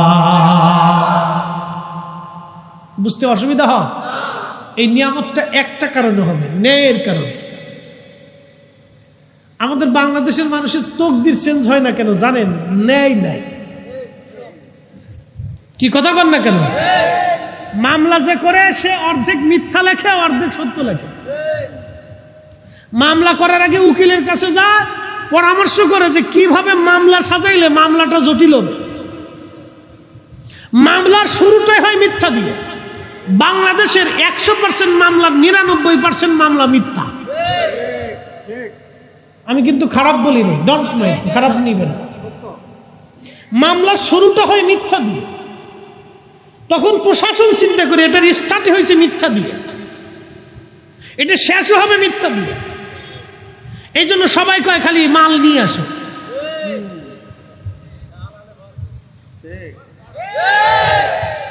এই জন্য বৃষ্টি হয়, নিয়ামত বাড়ে না। ফসল হয়, ফসল বাড়ে না। গাভী আছে, দুধ হয় না। দুধ খান, শক্তি হয় না। ফল খান, বরকত হয় না। খাবার খান, কিন্তু বরকত হয় না। কারণটা কি? শুধু অন্যায়ের কারণে। এত পরিমাণে হয়েছে, সাক্ষ্য দিতে যায় যে সেও মিথ্যা বলে যায়। নামাজ পড়ে মিথ্যা সাক্ষ্য দিচ্ছে। কি কথা কোন আছে না? নামাজ পড়ে মসজিদ থেকে বের হয়ে যাইয়া সমাজে কিলিকবাজি। এই সমস্ত অন্যায়ের কারণে আমাদের জন্য আল্লাহ রহমত কমে যাচ্ছে। আপনি আমেরিকার দিকে তাকান, অ্যাটেনশন, মনে কিছু নিয়েন না। আমেরিকার যেই মেয়েরা হাফ প্যান্ট পরে চলে, সেই মেয়েরা ইসরায়েলের বিরুদ্ধে, ফিলিস্তিনের জন্য তারা মাঠে নেমে পুলিশের সাথে মারামারি করতেছে। আপনি দেখেন ইউনিভার্সিটির ছেলেরা, মেয়েরা। কারণ কি? ওরা ধর্মের জন্য, ওরা মানবতার জন্য। যে অন্যায়ভাবে মানুষগুলিকে মেরে ফেলে দেওয়া হচ্ছে, আর পৃথিবী নীরব থাকবে শুধু এই ন্যায়ের জন্য। ওদের নারীরা অর্ধ উলঙ্গ থাকে, সন্তান জন্ম দেয়, কিন্তু একটা ঘুষ করে পাবেন না। যাই দেখেন ফলের ভিতরে ফরমালিন দেয় না, খাবারের ভিতরে বিষ মিশায় না। আর আমার দেশে শিশুর খাবারের ভিতরে বিষ মিশানো হয়, লাভের আশা। প্রশাসনের উচিত এইগুলিকে গুলিস্তানের মোড়ে, আনাহে যাত্রাবাড়ির মোড়ে মিডিয়ায় নিয়ে ওর কাবুর উষা করিয়ে একবারে কায়দা মতো বেদ দিয়ে পিটিয়ে সামলা উঠাই ফেলাই দেওয়া। আমার সন্তান, আমার বাচ্চার ক্যান্সার হচ্ছে, ছোট্ট করে একটা বাচ্চা হার্ট স্ট্রোক করতেছে, ব্লাড ক্যান্সারে রূপান্তরিত হচ্ছে, ওর ফ্যাপসা কলজে নষ্ট হয়ে যাইতেছে। কারণটা কি? এই সমস্ত ভেজাল খাবারের জন্য। অতি লোভে, বিরাট লাভের জন্য এই মানুষগুলি খাবারের ভিতর বিষ মিশিয়ে দিতেছে। মানুষে করতেছে বাবাজি, এরা মানুষে করে। আহা, আমি নবী না মানিলাম, কি যে ভুল করিলাম, ভস্মে ঢালিলাম ঘি। মানুষ হইয়া ভবেতে আসিয়া মানুষের করিলাম কি। মানুষ হইয়া ভবেতে আসিয়া মানুষের করিলাম কি। মানুষ মানুষকে হত্যা করে। একটা ছোট্ট শিশু মেয়ে মানুষ থেকে নিরাপত্তা নেই। এই আপনার মেয়েটাকে, 6 বছরের মেয়েটাকে রাস্তায় ছেড়ে দিয়ে রাতে ঘুমাতে পারবেন? কিসের ভয়? শিয়ালে নিবে না, কুত্তায় নিবে না, ওরা মানুষই নিয়ে যাবে। তার মানে অর্থ হচ্ছে আমরা পশু পাখি, শিয়াল কুত্তার চাইতেও নিকৃষ্ট হয়ে গেছি। আমরা মানুষ নামের মানুষ কলঙ্ক হয়েছি, মানুষ নামের মানুষ হতে পারি নাই। কথা বলেন ঠিক না? নারায়ে তাকবীর, নারায়ে রিসালাত, মুফতি জহিরুল ইসলাম ফরিদী। আমরা মানুষ হতে পারি না। মানুষ হতে হবে আমাদেরকে, মানুষের মতো। আল্লাহর নবীর তরিকায় মানুষ হতে হবে আমাদেরকে। সাহাবীদের জামানাতে, সাহাবায়ে কেরামের জামানাতে যে মানুষেরা দিনে দুপুরে মানুষ জবাই করত, আল্লাহ রসুলের দর্শে বসে জীবন পরিবর্তন হয়ে গেল। এত পরিবর্তন হলো। আহা, নিজেরা ক্ষুধার্ত থেকে গরিবদেরকে খাবার দিলেন। সাহাবীদের জীবনে এত পরিবর্তন হয়ে গেল, পৃথিবীর সর্বশ্রেষ্ঠ মানুষের রূপান্তরিত হল। নবী বলে গেলেন, আসহাবী কান্নুজুম, আমার সাহাবীরা আকাশের নক্ষত্রের মতো। একসাথে বলা যাবে না আল্লাহু আকবার? পৃথিবীর শ্রেষ্ঠ মানুষের রূপান্তরিত হল। কারণ কি? রাসূলের দর্শে বসে মানুষের মতো মানুষ হয়ে গেছে। প্রিয় সাক্ষীরান মুসলমান, বলছিলাম কথাগুলি অনেক আমাদের বুঝে যাওয়া দরকার, আমাদের শিখে যাওয়া দরকার। খুবই মনোযোগ দিয়ে কথাগুলি আর শুনে যাবেন। মানুষ চার কারণে মানুষকে ভালোবেসে থাকে, মনে রাখবেন সারা জীবন। চার কারণে মানুষকে ভালোবাসে। 1 নম্বর জামালিয়াত, 2 নম্বর কামালিয়াত, 3 নম্বর কারাবাত, 4 নম্বর এহসান। জামালিয়াত, কামালিয়াত, কারাবাত, এহসান। জামালিয়াত মানে সৌন্দর্য। মানুষ যদি সুন্দর হয় দেখবেন তারে খুব মহব্বত করে।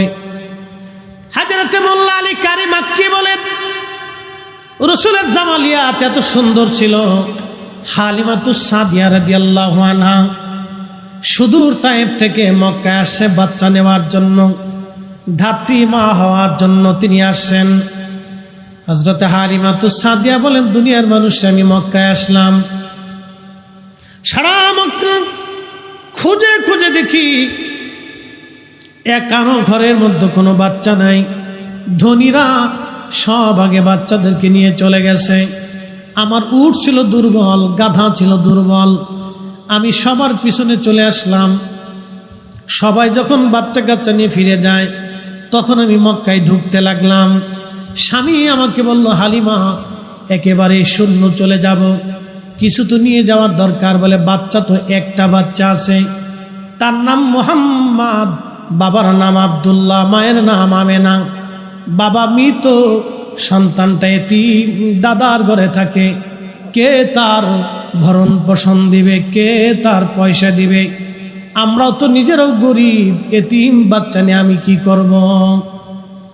হালিমার স্বামী সেই দিন ডেকে বলতেছে, হালিমা রে, বাচ্চাটা নেই বা না নেই, চলো না একটাবার বাচ্চাটা দেখে আসি কেমন। একবার জোরে বলা যাবে কি মারহাবা? ওরে এতিম বলে নিল না কেউ, নিলেন বিবি হালিমা, ঠিক কিনা? এতিম বলে সেই দিন কেউ থেকে নেই নাই, কিন্তু হালিমা রাদিয়াল্লাহু আনহা নিলেন।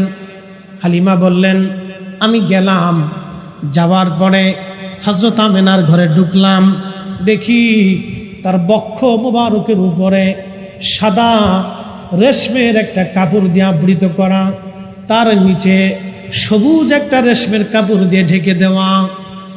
এত সুন্দর সুঘ্রাণ। আমি ঘরের মধ্যে ঢুকে দোলনার পাশে গেলাম, দোলনার মধ্যে শোয়ানো ছিল, নবী ঘুমিয়েছিলেন। মোল্লা আলী কারি মাক্কি আল মাউরিদের মধ্যে আরো 27টা কিতাবের হাওয়ালা দিয়েছেন। 27টা কিতাবের মধ্যে লিখেছেন এইভাবে। হালিমা বলেন, আমি ভিতরে ঢুকলাম, ঢুকার পরে এত সুন্দর চেহারা কোনো মা জন্ম দিতে পারে আমি হালিমা কোনোদিন কল্পনা করি নাই। চিৎকার মেরে জোরে বলেন না মারহাবা। হযরত হালিমা বললেন, এত সুন্দর ছিলেন নবীজি, এত সুন্দর, এত সুন্দর আমাদের নবী ছিলেন। কোন মা এত চমৎকার সুন্দর বাচ্চা জন্ম দিতে পারে আমি কল্পনা করি নাই। সৌন্দর্যটা দেখে আমি হালিমা পাগল হয়ে গেলাম।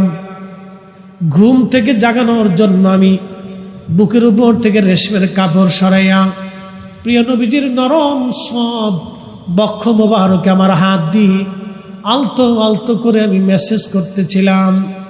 আল্লাহর নবীর ঘুম ভেঙে গেল। আমার চেহারার দিকে তাকাইয়া নবীজি মুস্কি হাসি দিয়ে ফেললেন। ওই হাসি এত সুন্দর, হালিমা বললেন, দুনিয়ার মানুষ আমি পাগল হয়ে গেলাম। এত সুন্দর হাসি, আমি পাগল হয়ে গেলাম। আল্লাহু আকবার। হালিমা বলতেছেন, দুনিয়ার মানুষ শোনো, আমি সুন্দর চেহারার দিকে তাকায় রইলাম। পবিত্র জুলফি মুবারক, এই যে আপনারা ভুরু দেখেন, এই জুলফি মুবারকের মাঝখানের যে কপালের অংশ, এই অংশ থেকে একটা নূর মুবারক বের হইয়া খিলালাস সামা, মধ্য আকাশ পর্যন্ত এই নূর চলে গেল। আমি হালিমা এই নূর মুবারকের দিকে তাকাইয়া, আল্লাহর নবীর দিকে তাকাইয়া বিমোহিত হয়ে দেখতে লাগলাম। একবার জোরে বলা যাবে কি আল্লাহু আকবার। 450 বছর আগের মক্কার ইমাম তিনি লিখতেছেন, খিলালাস সামা, মধ্য আকাশ পর্যন্ত নূর চলে গেল। হালিমাতুস সাদিয়া বলতেছেন, আমি আশ্চর্য হয়ে তাকিয়ে দেখতে লাগলাম। পরে জুলফি মুবারকের মাঝখানে চুমা লাগাইলাম। চুমা লাগাই আমি কোলের মধ্যে নিলাম। কোলের ভিতরে নেওয়ার সাথে সাথে আমার এত রহমত আল্লাহ আমার শরীরে দিয়ে দিল। আমি দুর্বল ছিলাম, ক্ষীণ ছিলাম, নবী কোলে আসার সাথে সাথে আল্লাহ আমার সবল